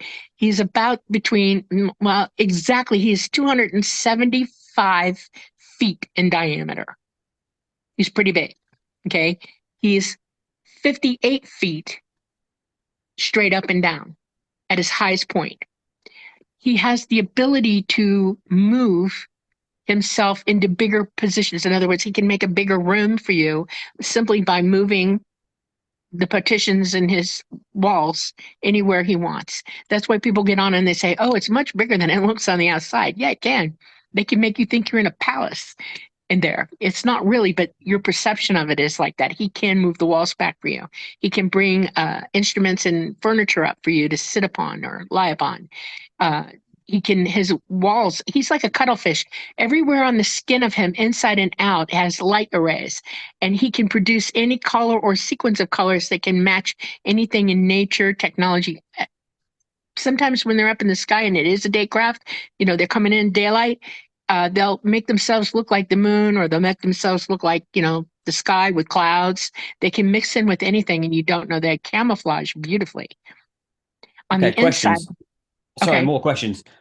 You said the height and width in feet. How do you know they're that in feet? Because they would. How high? Why would it? Yeah. I was Why would an taught when I alien? learned to Why would fly, an I know what alien I'm flying in. civilization measure in feet? I know how to interpret it to you. I know how to tell Oh, you okay. so that you understand. It's as easy as that. Um, if I spoke to you in their language, you wouldn't understand me, correct? I'm speaking to Presumably, you in unless yours. unless I've spoken it before, that just don't know it. But presumably, Yeah, no. yeah. I'm going to teach you 3 words. This is an aside. You want to know 3 words that I understand in their language? The tall grays. Go on then. Um, when I'm getting ready to go, and I'm ready to go, I say atriar. That's how you say I'm ready. Atriar. In the gray language, me, you know, I'm at you, ut, at ut. I'm ready, atriar. Okay, the first 3 things you're going to learn how to speak in gray. At ut, atriar. I'm ready. But don't Greys speak telepathically though? So that doesn't. Yes, but How they does that have a make language sense? as well. They have an ancient language. Everybody starts off talking, you know, Yeah, most I people suppose. do. Yeah, and they do have a language. It's basically this. If you're creative, you have a creative mind, okay? And your mind is capable of communicating in music and art by sounds, tonal sounds, especially music because you want to sing, right? So they Mm-hmm. do have a singable language, and that's it. At ut atriar is I'm ready. Okay. So, and Okay. I can speak the language, but I would not dare to tell you technical information in that language. I'm telling you as you understand it. All right. Okay. No, that kind of makes sense. Who am I to Uh-huh. argue with that? Um, there were some more questions I had, but I'll let you carry on for the Okay. right time. Inside, they keep the temperature pretty high. They roughly run between 78 and 82 degrees on the inside. Most of the ETs like it warmer. They're not wearing a lot, and it's a very electromagnetic resonant environment because of the fields that are around us, and so it tends to be higher. They do not wear the same thing twice. They don't do laundry. Everything is recycled, everything. So every day you have a new suit. Sometimes they'll put on something multiple times during the day for whatever it is that you're doing. They have suits that are protective of the environments that they're in. They have suits that are run cooler for you in hotter environments, warmer and colder. They have headgear, eye gear. Most of the grays have very, very sensitive vision, most. They are all the tall grays and most of the grays are blue-eyed or green-eyed or blue-green-eyed. Okay, it's like a blue eye with a green overlay, and they have an inner eyelid. You know how camels can shut two eyelids? Hmm. Humans used to be able to do that too. You have remnants of that in your eye. They still do, and they can close the inner eyelid when they want to. When it's really blinding light, they'll shut it. But it's not good when you're trying to walk or do things, and because it blinds you temporarily. What they do is they wear a lens. That's why everybody sees the grays with lenses on. They think they have black eyes. They do not. Inside that lens is a blue eye, just like mine. Yep. Yep. And okay, they have four color rods instead of three. All across the board, they see color better than we do. They also see an ultraviolet light better than we do because the actual lens of their eyes is just a little bit different than ours. The lens in your eye stops you from seeing only ultraviolet light. It pushes the spectrum out for you. In other words, it breaks the prism of light up in your eyes so you see individual colors. That's why people are colorblind, because their lens is not working properly and the light doesn't bend right for them. They also see in they see in ultraviolet, and they see in red and black and green. Okay, very at night vision for them. Their eyes are so sensitive, especially here. We have so much light pollution here that it absolutely stuns them. So they're constantly wearing lenses here. On their world where they're from, the light is lower and they don't need it. You know, it's easier for them. And where is When that they're from? the tall grays are mostly from, you know where Orion's belt is? Hmm. The third star in the belt on the right. If you go down from there, it's another one of Orion's star clusters, sun clusters in there. That's where they're from. And what do they Um, call it? it's not really a name. It's just like when you say home, wherever you're thinking home is the home is just a general word for that. And they say Enneoma. That's what they call how they feel about where they're from. They don't really have a specific name. Like it would be Terra here. We live in Terra, on Terra. For them, it's Enneoma, and it is home of the people, Okay. literally. And we are humans. They're not clearly Yes. called greys because we coined that phrase. So what are they? Actually, you are as human as they are. They just look differently. Every living species in the universe, all biological, from plants all the way up to us, has DNA. And our DNA is all the same. If you're humanoid bipedal, you have the same DNA as me. The Greys have same DNA. We can breed back and forth with one another. We just evolved out, your environment causes you to look a certain way. The Greys that you see are used to being on board in that environment, and it literally electrolyzes them. They lose all their hair. I have almost no hair on my body. I'm losing the hair on my head, and I have almost no eyebrows either because I have no hair. It's because I'm constantly in an electrical environment. It's literally killing, you know, the follicles in my skin. So It's crazy, but it's if we true. asked these beings what their species is, they would say human. Human, yeah, human, yeah. They would say human. We're all human. Every type of humanoid all has the same DNA we do. Some are closer than others. Like we are Homo sapiens sapiens. Sapien, that's right. That's what we refer to ourselves, okay? They would be Homo sapien, but not sapiens, because they're just a little bit diverse than we are. But we're still human hominids, human, okay? There are no species among them. We think of things, you've been taught, tragically, we've all been taught that we're different races. That is so incorrect. That is wrong terminology, period. As a nurse, I know that I'm a Homo sapien sapien. I'm human, and so are you.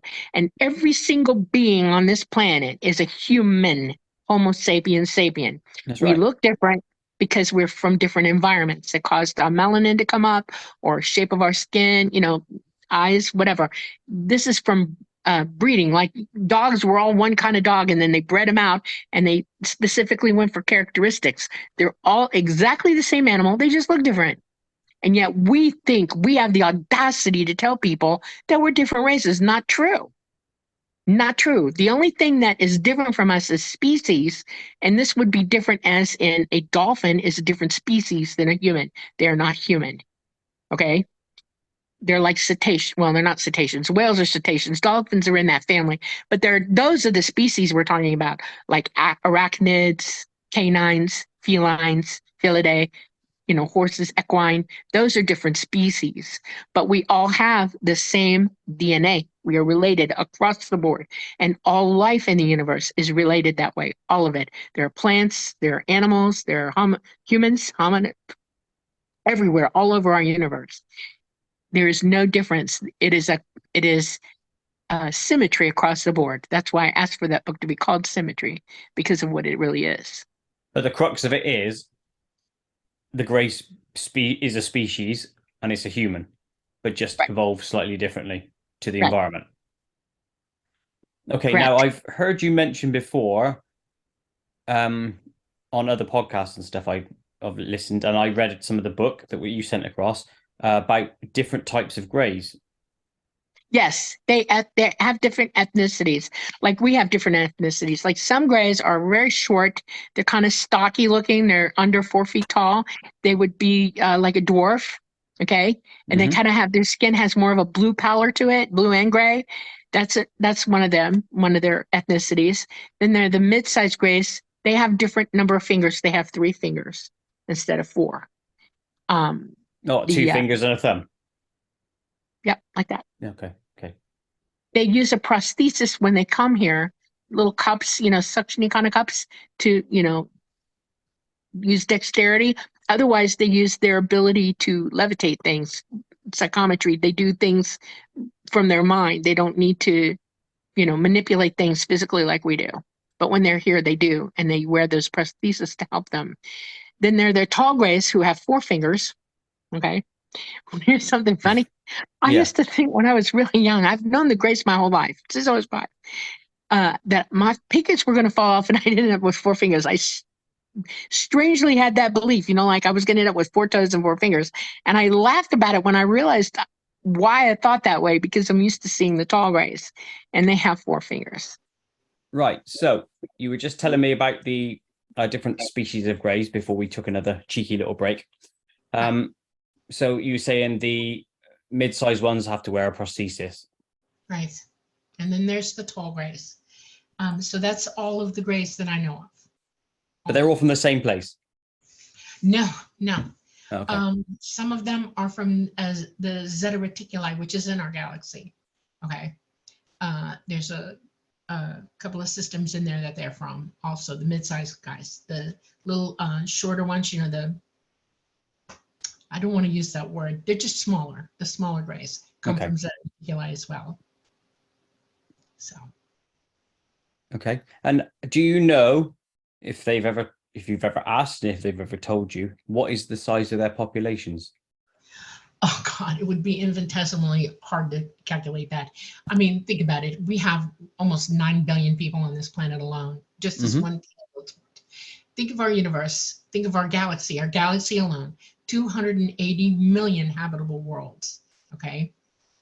Within those systems, star systems, then you have to add other galaxies that they're are aware of and interact with. It's hard. And strangely, it's hard to explain this, but at any given time, anywhere in the universe, whole hordes of people are dying suddenly, boom, gone, because of calamities in, in their systems. Things don't stay the way they should sometimes. Asteroids, quasars shooting energy at you, electromagnetic currents. I mean, this is not a safe place. We're not living in a safe dimension. The third dimension is very solid, dense. It is painful. I mean, even here, if you fall down, you're going to get hurt. That's the way it is. That's the first rule of order in the third dimension is it's not easy here. It's not safe. But ultimately, they've not said to you, we have 20 trillion people or whatever. We just know there's a shed load. Well, I would tell you to check the law of averages in your mind and say to yourself, okay, I have to do this real quick. I'm sorry. That's okay. The law of averages in your mind.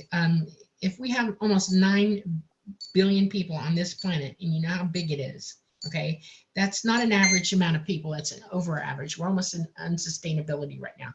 They don't tend to do that. There are much less of them per planet than we have right now. We're running amok with our population. They don't live in an unsustainability, but there are other worlds that are like us in the third dimension that are still up and coming. And yeah, they can do the same thing we're doing. So figure it out. Do some math. Probably not. That's too big. No, I won't do that. Right. Okay. So I've heard you also mention, I think it might have even been Preston told me that you mentioned the small ones are AI beings. The very small grays, yes. They are the worker bees of all ETs.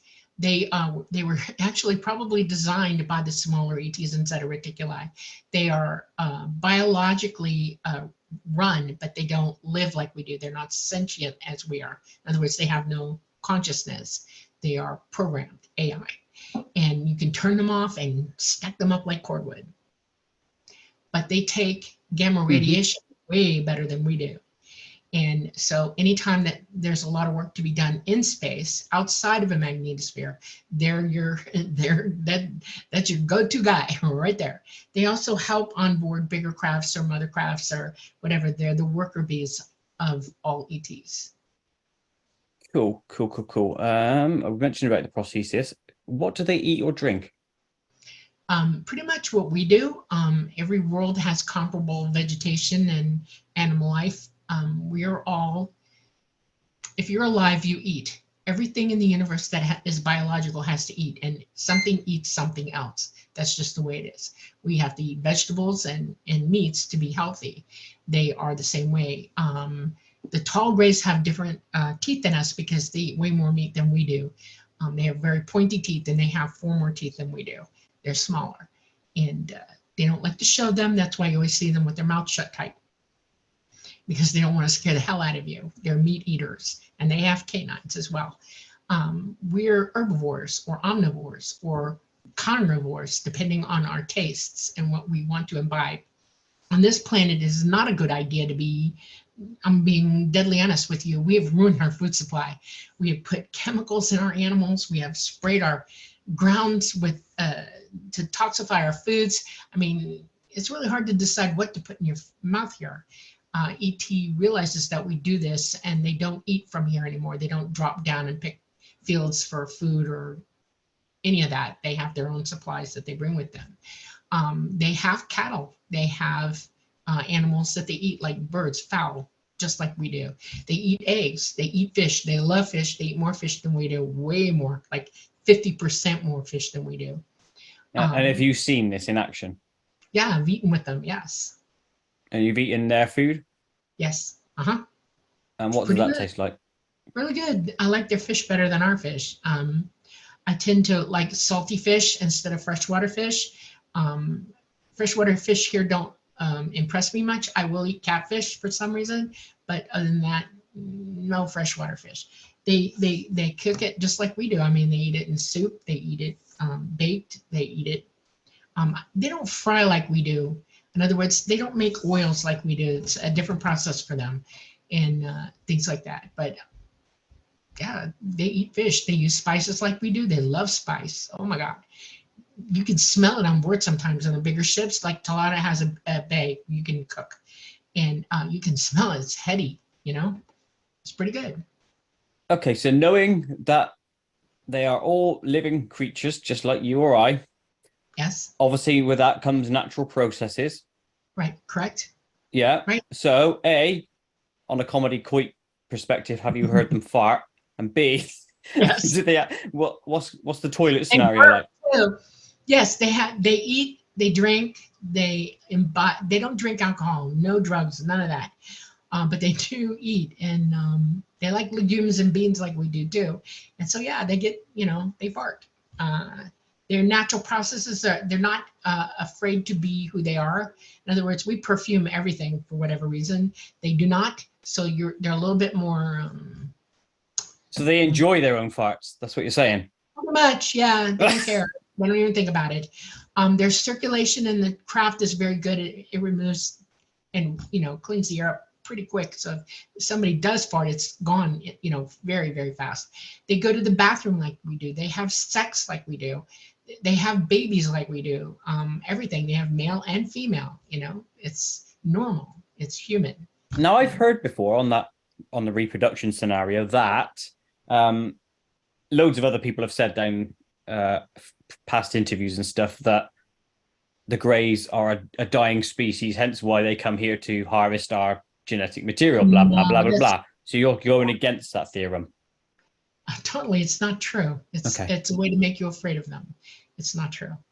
They are as healthy as you can possibly imagine. An advanced culture would not let themselves become doomed like that.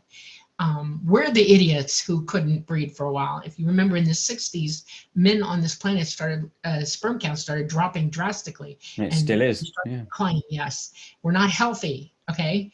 And they have kind of helped with that. And they have bred with us back again to supply our DNA back with a little bit stronger DNA.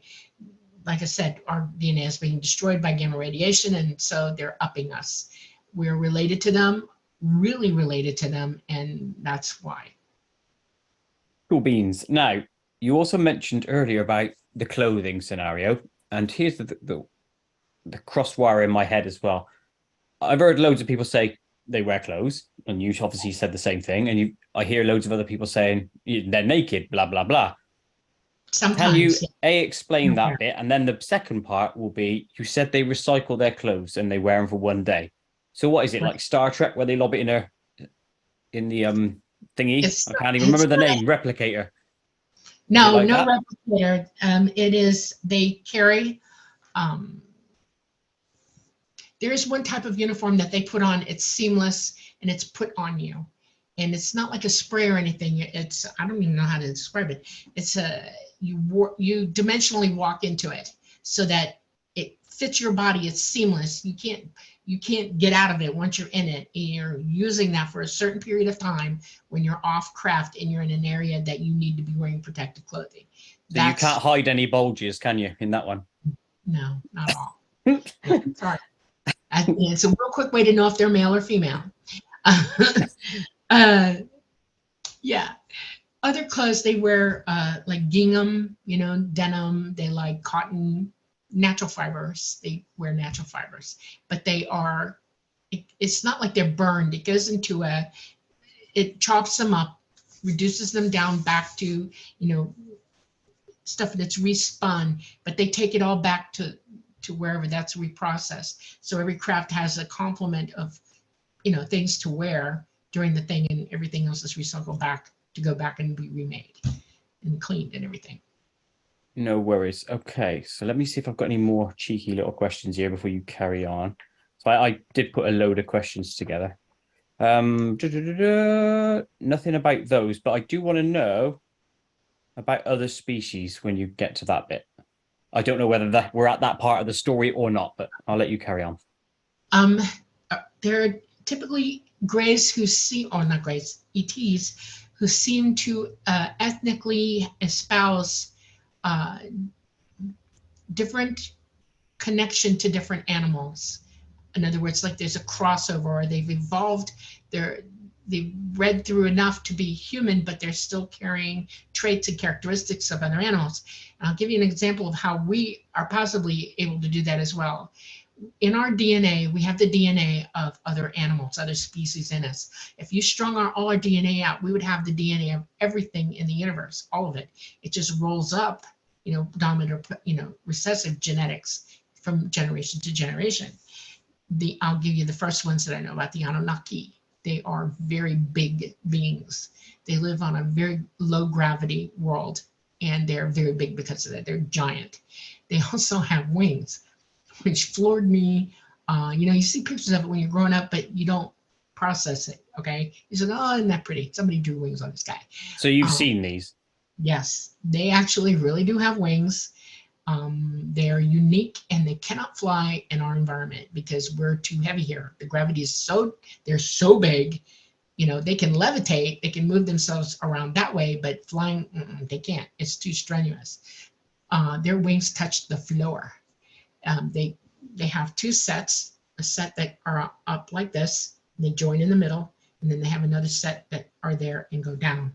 And they are not quite feathers. They are, have you ever seen a fluffy chicken? What do they call them? Phantoms, probably. They have, no, it's a breed of chicken. It's,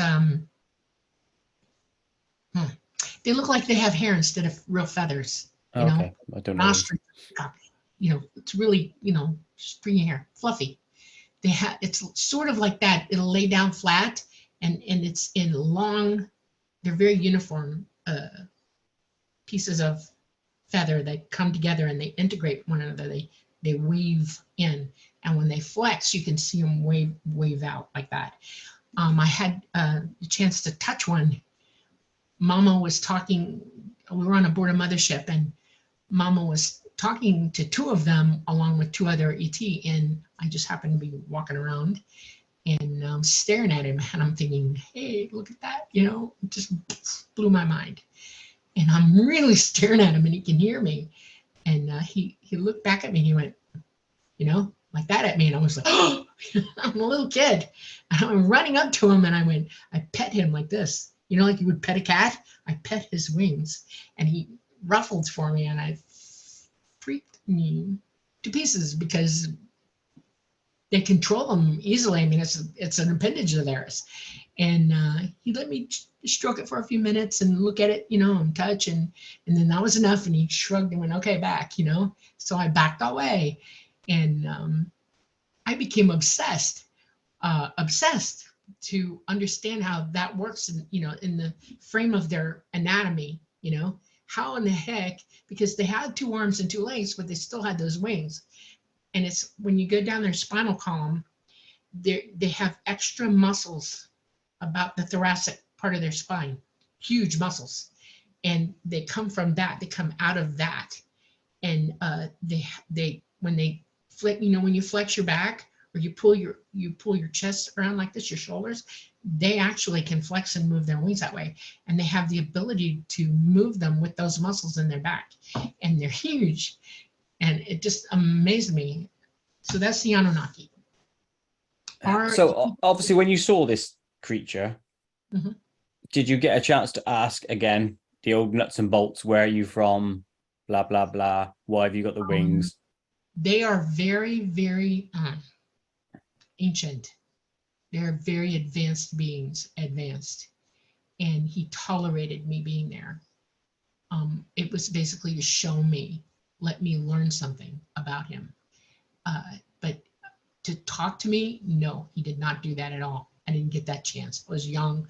I don't even know if I would have formed that thought in my head. I was so shocked by him. As years went by, I've asked other ETs, and Mama included, where are they from? And she said, not from this galaxy at all. And I went, okay. And she wouldn't tell me further than that. They're just not from our galaxy. So that's all I got out of her. They are from way far away. Most of the beings that have something to do with us are from our galaxy. I mean, they're everywhere, but not the Anunnaki. There's another type that are not from our galaxy, and you would call them a mantid. and they are not like, they have the DNA like, you know, one of the insects, the mantids, but not the same physiology exactly. They resemble them, but they have skin like you and I do. You know, their hands do go over like this. They have little short hands. They have little short fingers, but it's not the same as exoskeletal insectoid. They're not insectoids. They're actual beings, and they are also ancient, and they are not from our galaxy either. I've been told, I've seen one in my life. And when I did, I was talking to Preston, as a matter of fact, on the phone, and I jumped out of my chair because I could see outside the door. It was bloody cold that day too. It's like 5 degrees outside on a farm. Mm-hmm. And I'm looking across the quad in the wood line, and there he was, just looking at me. And when I came to the door, I walked out the door in shorts and a t-shirt because I was in the house, and I dropped the phone and I walked down the steps and started walking toward him, and he stood up, and I was shocked because he was about 8 feet tall, maybe 9. Oh my God. And he's staring at me. And then he turned and started to walk away. I could keep up with him. I ran after him barefooted. I didn't care. I ran after him. I could not keep him out. Lost him. But I got one thought from him. I said, "Who are you?" And he said, "We are the Watchers." And I thought, well, great. Thanks. And I did my homework and asked about it afterwards. You know, what does he mean by that? And there are beings that come here and just keep an eye on us. They maintain contact here to watch how we're evolving, to not interfere with us, just keep up with us. It's like he said, we are the Watchers. And I know that that is what some people have seen as a mantid. I did see once, this is hard to explain. Well, not, but it really happened to me. I was about 16. I lived in the Everglades, and I like to dig up Indian burial mounds. I knew where they were out in the glades, and I take my canoe and my gear, my camping gear, and I go to the hammock heads, you know, the hammocks, hardwood hammocks in the Everglades, and camp out and find places to dig up stuff. And it's a lot of marshland, you know, water everywhere around these areas. And I was pulling up camp, and I was getting ready to pack up to leave. It was the end of the weekend, and I had to go home. And I was stood up, and I was going to bend over to pick something up because my canoe was on the hammock across from the one I was on. I had to wade through the water to get to it. And I felt something over my right shoulder, and I'm like, what am I, you know, what? And I turned around, and 10 feet from me was at least 7 foot tall, reptilian looking guy. And he had, you know, I'm psychic, I can hear you think. And all he had on his mind was food. And I knew he meant me, and I bolted and ran. I mean, I took off, left all my gear, didn't care, hit the water, went for my canoe, didn't even jump in my canoe, and I paddled away as fast as I could. And all I kept thinking was, I'm dead, I'm dead, I'm dead, I'm dead. I got away somehow. A couple month or so later, I got brave enough to go get my stuff. And it dawned on me, tragically dawned on me, that it let me go. It could have overtaken me at any time. It could have killed me, eaten me. I don't know, but it let me go. And I've had that on me for many, many, many, many years. I've never seen another one. I've heard stories, and I finally, you know, put it to Talata, my craft, who's smarter than anybody I know. What am I looking at? What was going on? What is this? And he taught me that reptilians are from this planet. They are one of the original beings on this planet. They are sentient like we are. They are evolving like we are. They're from way back at the time of the dinosaur. And that they have, after this last iteration, they just plan not to be around anybody. They stay away from humans as much as possible. You don't really see them. They've enjoyed peace away from us right up until the last, I don't know, 150, 200 years. And now we're a problem to them. Our governments have captured some of them, and unfortunately are genetically testing on them and holding them captive. So you're saying the reptilians of UFO lore are of Earth, live here now, and are interacting with us, and are... No, they don't interact with us on purpose. No, but you know what I mean. Yes. Via experiences. They know where we are. Right. Interesting. Okay, what else? What else is there that you've met? I've met, okay, I was on a it's not a mothership, it's a station, okay, out, way out. And we were there for a couple days. It, when you make big jumps through light gates, it takes it out of you, especially if you're human. And so we would rest before we made the rest of the journey. And I had gone to eat, and I was walking back to my quarters, and I see these two guys standing right along the wall of the hallway that I was going to go down. And it took me a second to realize what I was seeing.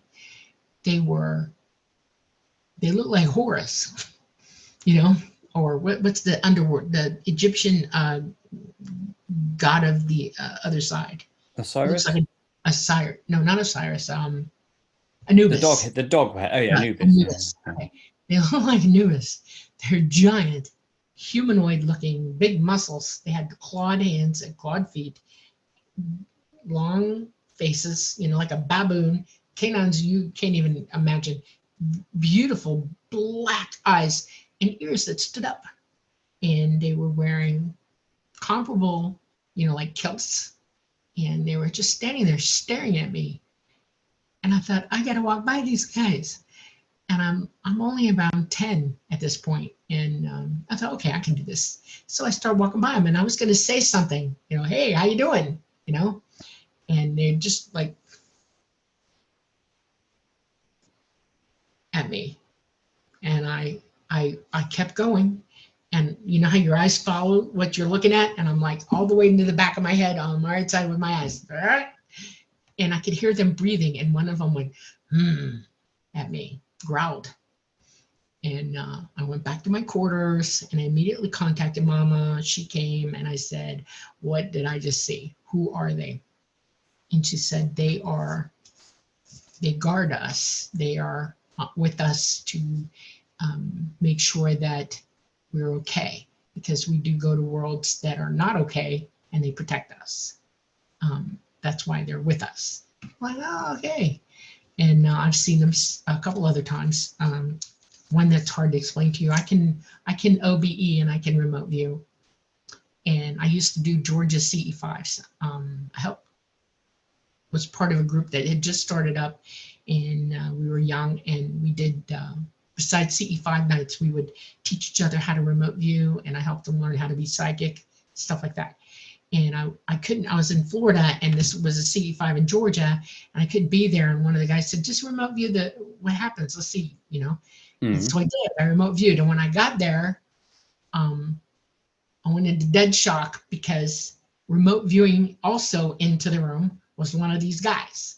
And I saw him and it freaked me out. I was like, well, okay. And he was guarding one of our people. And that blew me out of the water. And I never got explained or anything. I just know that he was there, and he was guarding somebody in our group. So that was pretty cool. Now, going through all this stuff that you've mentioned to me, so you've seen a shed load of different aliens. Yeah. You know, you've got all these psychic and extra abilities, so to speak, experiences. This life, this alternative life of yours, would seem to outshine the earthly life. So why don't you? It's gonna, but delicate way of putting this, and you know my intentions are good. Why am I here? Why are you here, and why are you not there permanently? Because I'm an idiot. I really, when everybody was bugging out, I was given the choice. I either stay here and do what I said I was going to do, or I go with them. And my father was very adamant about encouraging me to do the right thing wherever I was. And I feel like that I am a human, and I live with y'all. And if I'm not helping, I'm part of the problem. And that devastated me when I realized it. I had lived my whole life up to that point and not really stood out or stood up, stuck myself out there. And I didn't learn the value of that. And I am now learning it, because I've cut myself off physically from them. They're not here. I cannot be with them physically. I'm stranded here, and I'm doing what I said I was going to do. No matter how hard it is, I'm doing it.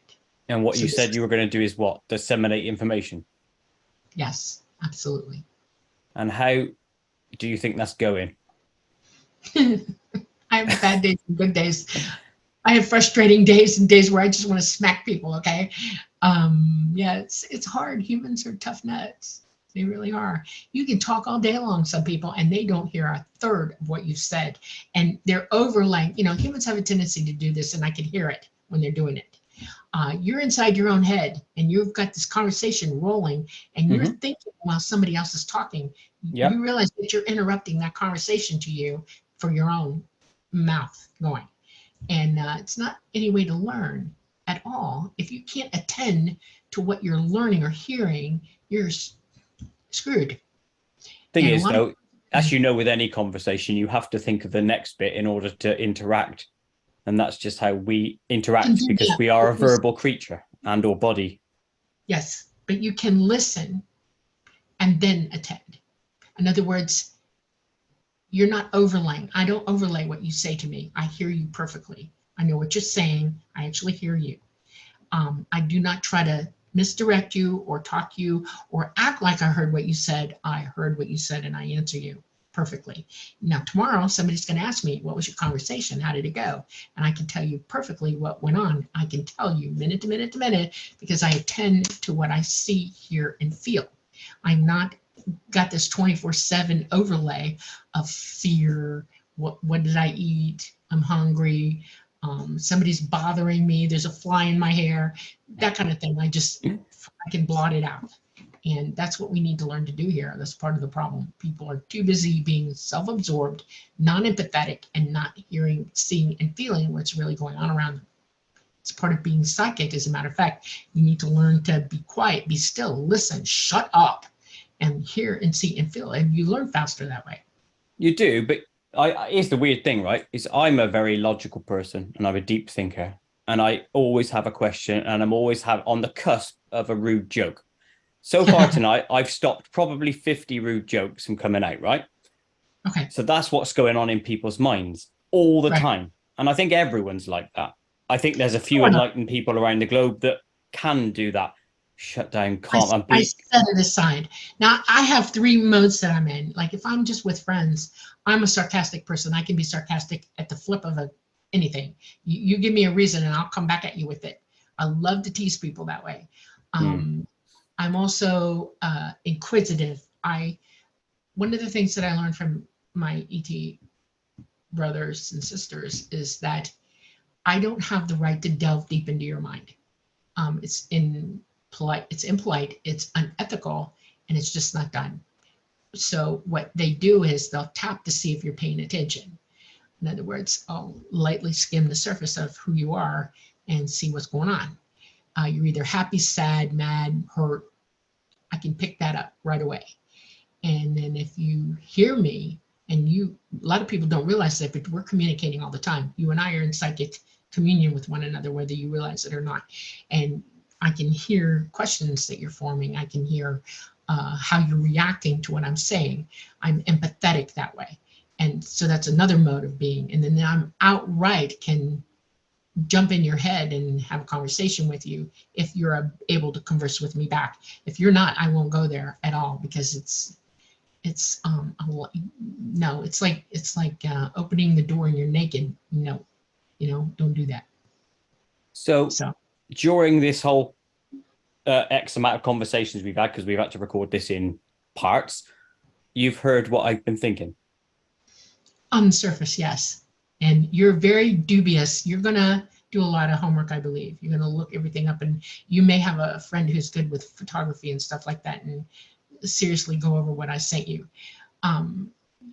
That's good. You're supposed to be like that. You're a researcher. You're an inquisitor. You have to understand that as part of your personality, okay? You don't take anything at the surface. You're going to dig deep, and that's part of who you are, And 100%.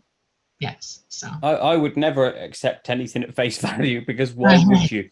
Because everything in life on the planets, right? Let's be honest. We grew up on an evolving world where everything's trying to kill you. Yeah. Plants and animals. You grow up with these, what's the doubts or worries, because it's nature's way of keeping you alive. Right. Exactly. So it's inherent in each of us. Yes. Yeah. So I will always do that. one of the things about human beings that I find interesting is we choose what we want to learn, literally. Mm-hmm. Some people want to learn everything. They're an open book and they want open books. They want information and knowledge and they want to assimilate it in their own minds and come to their own point of view. Not somebody else's point of view. Theirs, what they believe, what they understand. Most people do that. But there are people who've been conditioned now in the world who take everything that's being told to them as gospel. And when I hear that, it breaks my heart. And there's a lot more of it now than there was 50 years ago, way more. Well, propaganda's everywhere. Yes. But yeah, I don't accept any of that. I look for the truth, and that's what anyone should be doing, because the ultimate, that, like I said to you earlier, the gold is knowledge and truth. And that is the cream that should rise to the surface over time. And if anyone is giving crap over the time, they will fall to the bottom and be forgotten by history, technically. Correct. Now, there was some stuff I wanted to ask you about the tall whites. Okay. Have you met those? Yes. They're like Nordics on this planet. They're Scandinavian. There's a lot in common between the two ethnicities here and there. And they're much taller and they're much older. They get taller with time. And like up until about the age of 30, they're probably under 7 feet. And then after the age of 30, they start climbing again and they can get up to 8 and 9 and 10 feet tall. They live quite a long time. The grays have something in common with them. The grays can get very tall, the tall grays, and they live a long time. Mama's about 826 years old right now, and she won't tell me how old she'll be. I just know she's that old. They are analytical, extremely analytical, and they have a very tight social construct. They are wary of anybody interfering with them in any way, shape, or form. They are polite to a point. They are ethical to a point. They are very stoic. They are not somebody you want to piss off. That kind of thing. They won't attack you, but they will defend. And it's an unpleasant experience to be in a position of trying to attack one of these guys and how they react to you. And they won't react nice, trust me. ETs will just go in and walk away from you. You know, the grays, they will not. They will make sure you understand, don't come near me again. So back from another cheeky break, and Dolly has put lights on, so you can now see her, which is always funny. Right, so we've gone through the species. What do your family think of all this? Because obviously, since you've come out recently, so to speak, yes. What's their reaction? Well, to explain it, I come from a large family, and my mom was born at the tail end of it. Every aunt and uncle that I have are now passed, including my parents, both of them. I have one aunt that's still living, and I had 28 first cousins, and now 8 of them are gone. I only had one daughter, I had one brother, and he is now gone. So it's just me and my daughter, mostly, and some cousins around. Mm-hmm. They all understand and know. Most of the people I grew up with have known that I was just a little different, and some of them are aware that I am a contactee, absolutely aware. So I don't have a problem with it. My relatives on my dad's side are not in the South, they're in the North, and some of them know. Well, they know because I put it on my Facebook. There's no denying what I'm talking about. They don't ask me, and I don't tell, let's put it that way. Some were interested in asking questions from time to time, and I know they're watching, so I just leave it to them to be okay about it. My daughter is a contactee as well. She's been one since she was very small. She's very gifted, and she does what she wants to do in life. So. Yeah, no, fair enough. Just wonder, because you come out with something like this and you're going to expect a lot of flack or shit from people, aren't you? Right. Well, you can't live with me and not know that I'm different. Okay. Even my ex-husband, I have 2 ex-husbands, and my daughter's father, my first husband, will tell you to your face, living with her has been an incredible ride. He's seen them coming for me. He knows that I would be leaving, coming and going. My daughter knew it too. My daughter would come and go. Things move around the house. If I get mad at you, things will fly at your head. Just it's just, I'm a barrel of laughs. Okay. My mother knew it. I could do things that really messed my mother up from time to time. When I was younger, I could levitate really well. The older I get, I'm 65 now, and falling in this gravity is not my idea of a good time.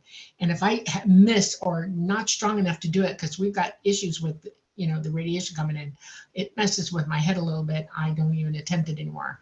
I can move things sometimes, like I practice at it. I can open a cabinet door and shut it. I can turn the TV on and off at will, things like that. Preston is aware of that. He's seen me do it. It freaks him out. He's like, what are you doing now? What the hell is that? You do realize I can't ignore that one that you just said a minute ago, which is that you said you levitated. Yes. I Right. told Preston that I levitated in my dreams, but I know that's a dream, but you have actually physically done it. Yeah, absolutely. First time I did it, I was surprised. I was about 2 years old. My mother's heavily pregnant with my brother. We were playing hide and seek in the house. It was a good thing for her to do because she could hide and stay in one spot, and I would run around and hide from her, And we have these closets in Florida. We weren't in the Glades yet. We were in Westwood Lakes. And there's two parts. There's the bottom half of the closet, which is like 6 feet tall, and then closet at the top, long ways with doors that slide. And I'm staring at it, and I'm thinking, that's the perfect place. She'll never find me in there, okay? And I kept thinking, oh, I just want to go up there. I want to go up there. And I started projecting myself up there in my mind. Saw myself moving up.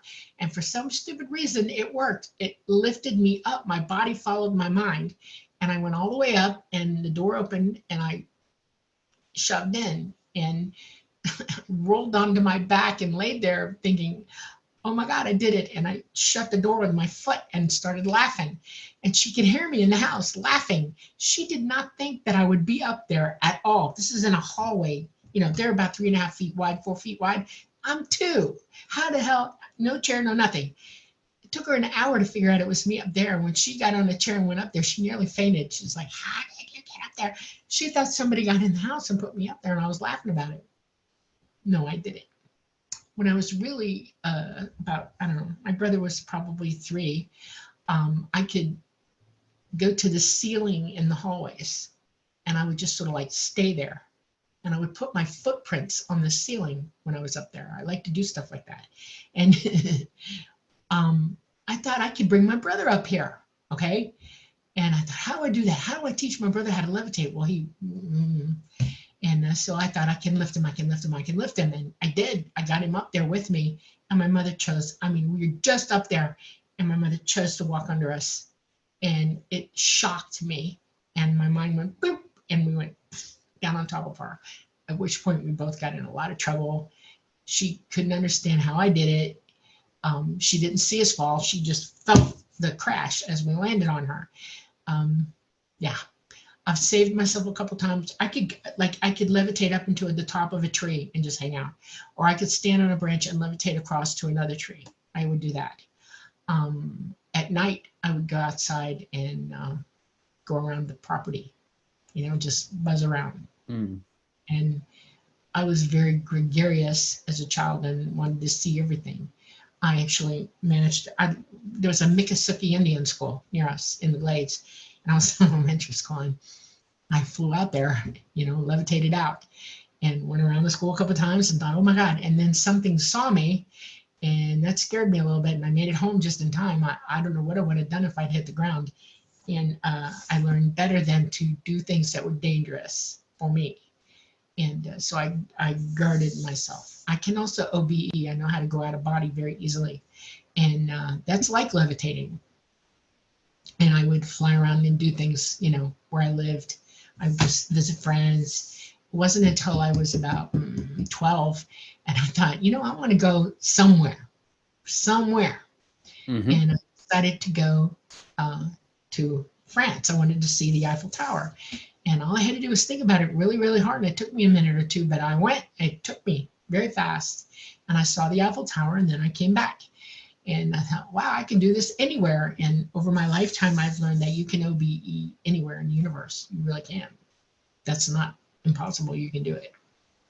OBEs, I'm going to be exploring very soon because I got somebody coming on to talk about that. Cool. The levitation side of things, I really genuinely don't know how to respond to what you've just said to me. It's it's your consciousness coming up and the body following it. It makes you interdimensional when you do that. You can actually become slightly interdimensional yourself, and that's how you lift up. That's what levitating is. It's like the old masters who did it said you had to be in a perfect state of bliss or joy. And basically what it is you're letting your consciousness take over your body. It's light work. You become light, like light, and it makes you interdimensional, and that's how you get up. Now, obviously, I'm going to say something now. Was there any proof of this? Are there any photographs of you doing this? Not photographs, but people have seen me do it. My father saw me. I rescued myself once. I was painting. We had a 2-story house in the hall, the stair hall. Oh, it was awful. And I said, okay, I'm going to paint the hall. And I did. I painted the whole thing. I had both cans of paint upstairs, and I had to take them downstairs to get the lids to put on them. Stupid me did not think to come up with the lids, close them, and then take them down. No, I'm not that good. And I'm walking down, and I walked right off the top step into midair.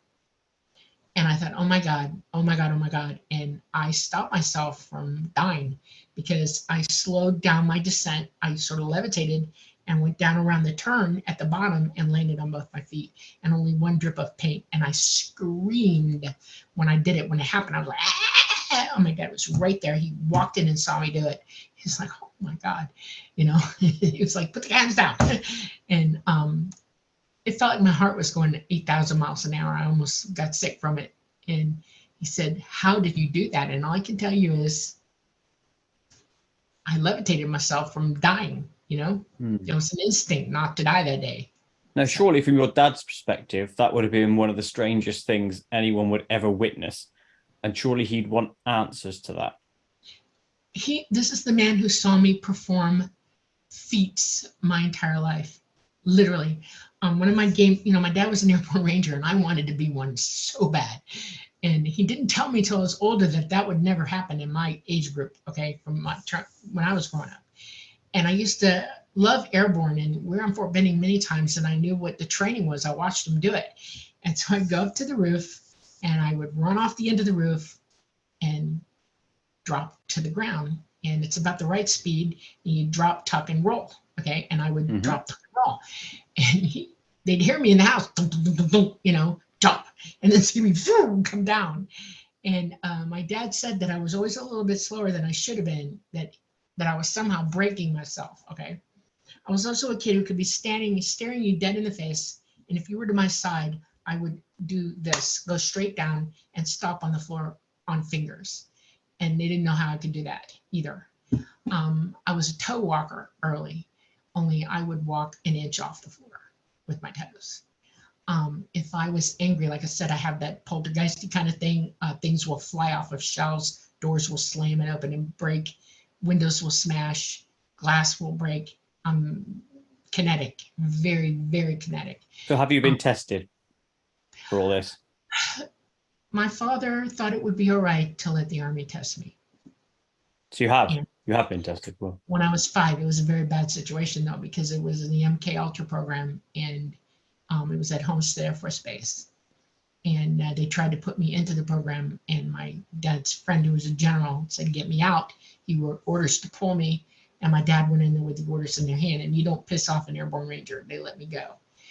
They've almost abducted me twice. They know that I'm very psychic. They know that I'm remote. And they've been dogging me my whole life. So, yeah. It's got me thinking. But I think it's time to move on to the Koit Zone. Koit Zone! So here we go. Strange questions, even more strange than I probably have already given you. So, Star Trek or Star Wars? And you have to pick one. I know that's difficult. Star Trek. And the only reason is I love Klingons. I can speak Klingon. I had a Star Trek alarm clock, and it used to wake me up every day with Star Trek with Klingon. Oh my gosh! Wow. Something like that. I joined the Star Trek Federation of Fans at the age of 9. I was going to the planetarium. We're fluctuating, by the way. We're having power Yeah, I problems. can see the lights. Somebody's trying to get us again. Anyway, I don't want to say that publicly.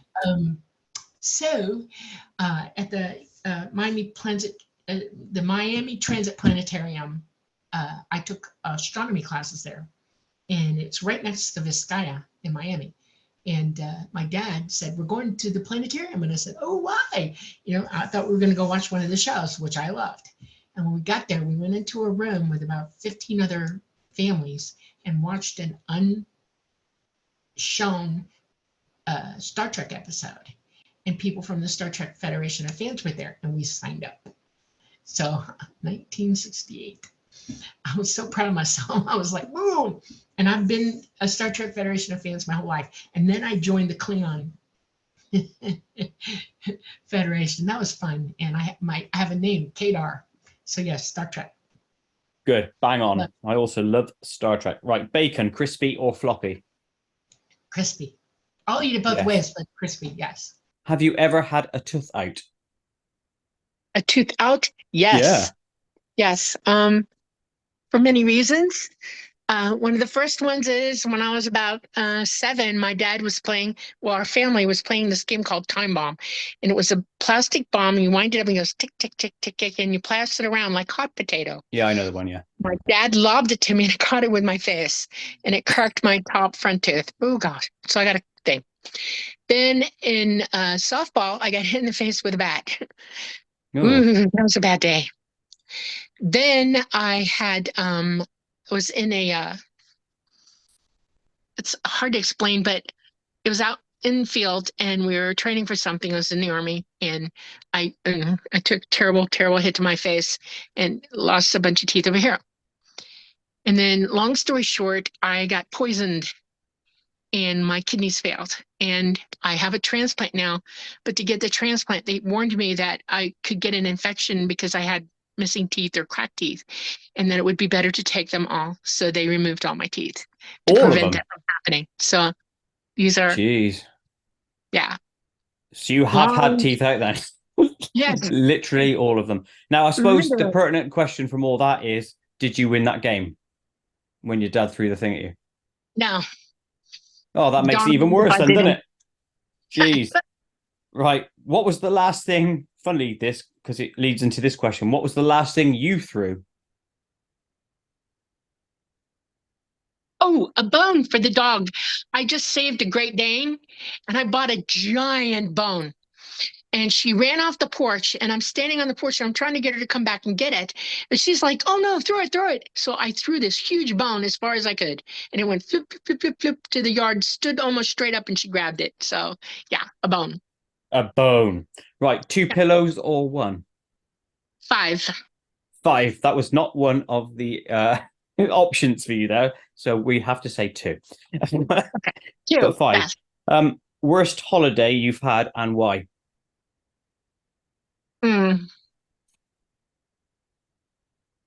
That's a good one. It would be Christmas 2 years ago. I was alone, and my daughter was in Florida. I was in Georgia, and I was miserable all day. That's the worst one I had. Fair enough. Nothing worse than being on your own when you don't want to be. Right. Last film you saw at the cinema? Oh, Avatar: Way of Water. What do you think? Didn't like it. Was disappointed. No. Oh, did you think it dragged in the middle bit? Yes. He lost his, something's wrong. I don't know. Maybe Disney owning them. I don't know. Like everything else they've destroyed recently, yeah? Yes. Yes. What sort of music do you listen to? Pretty much, I love classical music. I love Celtic music is my favorite, absolutely, and Swedish folk music. I also do all the Scandinavian stuff, things like that. I like rock and roll. It's pretty good. I love the Beatles, older pop music. I guess you call it pop. I love the Beatles. Oh my God, I love the Beatles, and I love Emerson, Lake and Palmer, and Creedence Creedence Clearwater Revival, things like that. But mostly classical and Celtic. Yeah, I also like the Celtic sounds. I am into German and Finnish sort of stuff, which is Oh, weird. German's good too. Yeah. That's good too. I like German. Indeed, it is. Right, cheese, mild, medium, or strong, or as I call it, Cheese? filth. Oh, I'll eat any cheese there is, even the nasty smelling stuff. It's good. Oh, Blue that is cheese is just what. one of my No, favorites. I eat goat cheese a lot. I love goat milk and goat cheese. So fair enough. But I call it filth because it is gross. That really strong cheese. okay. It All right. really is awful. Right, we are now coming back out of the Koit zone. You did very well. You answered all of those questions. Right, now let's get back to the alien side of things. And we're going to talk about the proof that you have. And there's 3 pictures that I want to talk about now. And then Okay. the other bits I'll show at the end of this video for all my watchers. Okay. But the one I want to look at is the arc ones. So that, you know, the ones you sent me with the green or bluish border, the ones that look like that, but without the greenish bluish border. Now, these photos, and I'll put them on the screen right now, are they from the Turkish video itself? Yes. See, and here's the interesting thing that you told me earlier, this was off record, was, I'll leave this to you. Oh, I'm piloting that craft all 3 years. I'm the pilot on the craft. Yep. So there you go. You've heard it from Dolly's mouth. I'm going to link to the Turkish video and the various like YouTube channels that show the Turkish video. I've got to say it's probably one of the most eerie photographic stroke video evidences there is out there for craft. Right. And go and watch it now, then come back to this video and have a look at these stills. So you were piloting that craft. Now that craft was sat there for a number of days, as you said. Well, it didn't sit there for all the day, but we were there for several hours. Okay. Doing what? And showing off. We knew we were being filmed, and we gave them something to film. This is called disclosure. I told you, it's grassroots for ET. They're tired of the government's lying to everybody, and they decided to show up. And you have to understand something. They had to be in a place that was safe for them to be without being disturbed. And Turkey was a good place.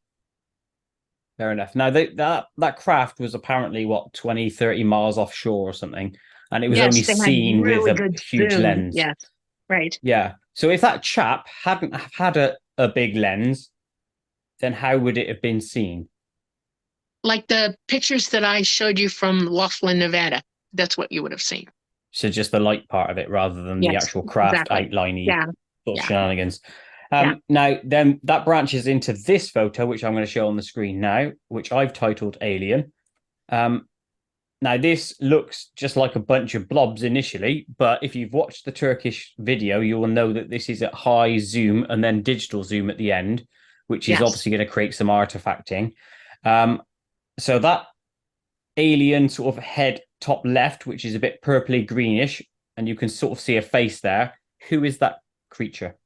That's an AI, one of the AIs. He's up closer to the window, to the port. I'm way back and lower behind him. I'm in my pilot seat in the driver's seat. On this picture, you are the blob in the bottom right of this still, which shows a bit of orange, bit of yellow, and then a sort of like a black outline that you say is your shirt, and that's your head there.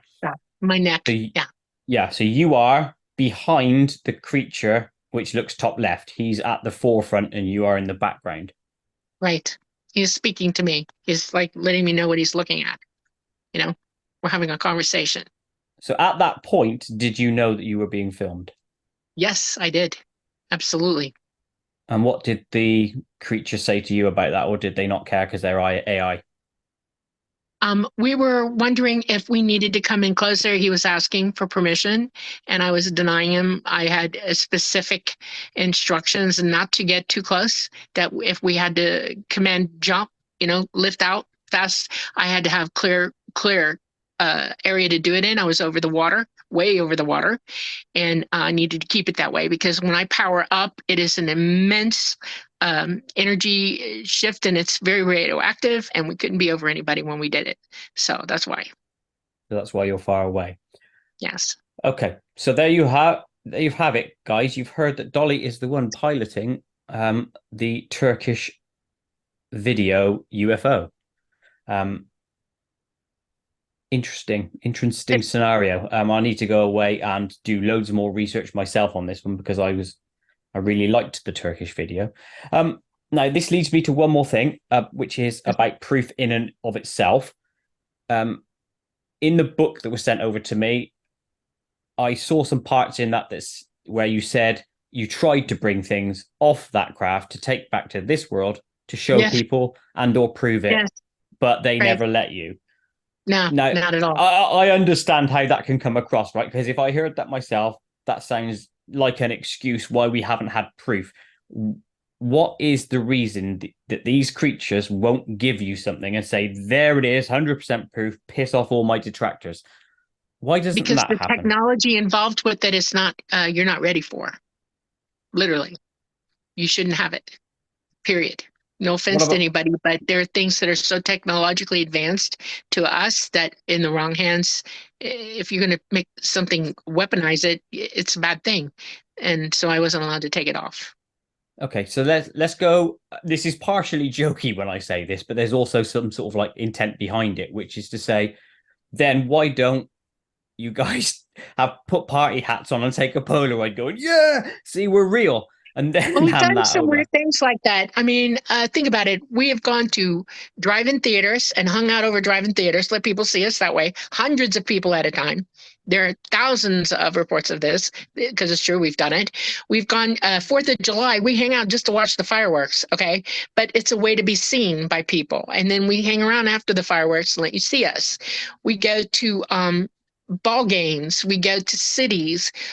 We go everywhere there are people, not the government, to give you disclosure the best way we know how. It is precarious to do it because we're constantly fighting aircraft coming at us. It would be a bad thing. One of the things that happens is we're magnetically dangerous to aircraft. If you get too close to us, it will knock your systems out and you'll drop like a stone. And I know of one instance where that actually happened. A pilot lost his life because he couldn't even eject. This is not okay with us, with ETs. And so we don't let you get that close, especially if you're military or overpopulated areas. It's bad enough that we knock power systems out wherever we go. Okay, if we get too close to you, we're going to knock your power out, period. This is it's a calamity when it happens, so we have to be very careful. We have some craft that are the way that our EMP, our electromagnetic pulses, is that it's the way we have the emitters moving a certain direction. We forward face them and try to hold position that way so you can see us, and we're not knocking you out. We can get close enough for you to see us, but we can't leave them in that position. We have to keep moving them to stay aloft, and so we'll jump up. We've done things over the years, many things in history. There are pictures of us everywhere. Even Leonardo da Vinci was painting us. This is not a joke. This is disclosure. I don't know how anybody could think it's not. It's not a dream. It's not a joke. It's real. And there's plenty of proof out there, plenty. There are civilizations in which we were involved with them before this one, where we left cut stones and civilizations. Göbekli Tepe, that was an ET settlement, okay, on Earth. And then they left. We've taught many different peoples throughout the eons different things. It just depends on the society we're dealing with, okay? This one is a little bit more outrageously violent, to be honest with you. Y'all like killing each other like crazy, and it's not acceptable behavior. It's just not. And they have to work around that a lot. I can't tell you how hard it is for an entity, a being, a person, thinking anything, to see the violence that goes on here and think, oh, I'm going to walk into that. No. We leave you to it. We give you explanations. We send you messages. We send you people. People like me are trained by them. We're all over the place. Masters, teachers, you name it. And y'all don't listen. It goes in one ear and out the other. And now we're getting close to things really getting tight for everybody. And this is a last-ditch effort on my part, pretty much, to start spreading the truth. wake up. It's time. It's absolutely time. I agree. Now, look, I know there's an abundance of evidence out there. Anyone who's deep in the lore will have seen it. Yeah, will have seen all the videos, all the photos of crafty, the stuff you sent me, the Turkish video, all the Right. testimony from all the investigators down the years. Right, we know this shit is real. However, I still get back to that question, which is, and it's almost could be impossible for you to answer, really, because who am I to put this question on you? But why haven't you got a Polaroid of us going with party hats on, and you can say, look, cough, there it is. That's 100% real. You can't argue with that because Me lights in the sky, personally, the that would get average me put person to can. that. Attempts have been made on my life already. I'm not going there. For me personally, I cannot do that. I will not do that. I have to protect myself. Okay. I have to protect myself until I can get enough of the word out sufficiently. I stayed back for this reason and I'm in protect mode, literally in protect mode. I'm not going to give you that information because they will kill me for it. They won't tolerate it. They won't allow me to live, period. And ETs are not here right now, and I'm a little bit vulnerable, although Talata can still exercise some control over my situation. Uh, I don't play with the powers that be here. They're vicious and cruel, and I'm not going there. Just not. That's Ratio. good enough reason. Okay. We'll leave that bit there then. Yeah. So I think we got one final question, which will lead out on this, which is, other than all this shenanigans, what else do you like to do in your downtime? On Earth, Ooh. any activities or guilty pleasures? I have animals. I have chickens. Oh, I'm you've got about to get a chickens. goat. Oh, I have 7 chickens. That's a And shed load of eggs then.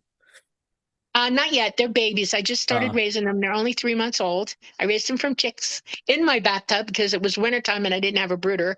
So this is my bathtub. That was fun. And I have 2 dogs. They're both rescues. One is a Great Dane and the other one is a Pyrenees. And I've decided probably they love me. I love them. They're going to stay with me and get ready to take the Great Dane to the vet. I brought her back up enough. She needs to be spayed. And I got to get that done. And then I have a cat that I rescued. He was a little feral cat. She was a munchkin. She got attacked by a bobcat. And when I realized that, I trapped her and brought her in. And so now she's my cat. I grow a garden. I have fresh food. I like to can. I like to cook. I play music. I have several instruments and I play. Um, Like what? I help. What's your Oh, instrument? I have a guitar, I have a dulcimer, and I have a mandolin. I play. A I also dulcimer, play eh? the recorder and and a chanter. I want to play bagpipes. I can play the chanter, no problem. I've just never put bagpipes on it, and one of these days I'm going to. It's going to be very noisy, and I love Celtic music. Absolutely love it. Um, let's see. I paint, I draw, things like that. I just amuse myself. I walk around a lot. We go on excursions, walk up on the mountaintops and look at things and that kind of thing. Yeah, general everyday enjoyment of the outdoors. Right, exactly. I do similar. Well, let's end it there. I think we've covered a lot of ground and a lot for people to think about and mull over. Yeah, pay attention to the links I'll put in this video. Go and look at the evidence. You need to do your research, make your mind up. Everything Dolly and I have both said, don't take it on face value. Go and research into the topic. And if you come to the same, if you come to some measure of conclusion that this helps you with, great. Right. If not, it doesn't matter. Yeah. Life's too short. Correct. Go and find something you like if you don't like this. And correct. I think I would like to put something out there. Yeah, one way you can check up on the state of our solar system and the galaxy is you can go on YouTube to Suspicious Observers on YouTube. And Ben Davidson is the narrator. He's a scientist and he's laid that out in very scientific but easy to understand. He has a playlist, watch the whole thing, and then start reading up on it, physically reading up on it in the science journals, and go to Soho, which is the one that watches our sun. Start teaching yourself the knowledge that he's teaching you. Back it up. Learn that what I say is absolutely true. That's a good reference for you to go to. Another one is psychic ability is real. you can learn it. At an older age, it's a little bit more difficult, but here's a thing you can use. It's called the ESP Trainer, and it's at the Google Play Store. You can put it on your iPhone, your Android, or your PC. Go get it, and it teaches you how to use your psychic abilities. Russell Targ is the author of it. He is an expert, and you should try it. It's amazing. Thank you, Dolly. You're welcome.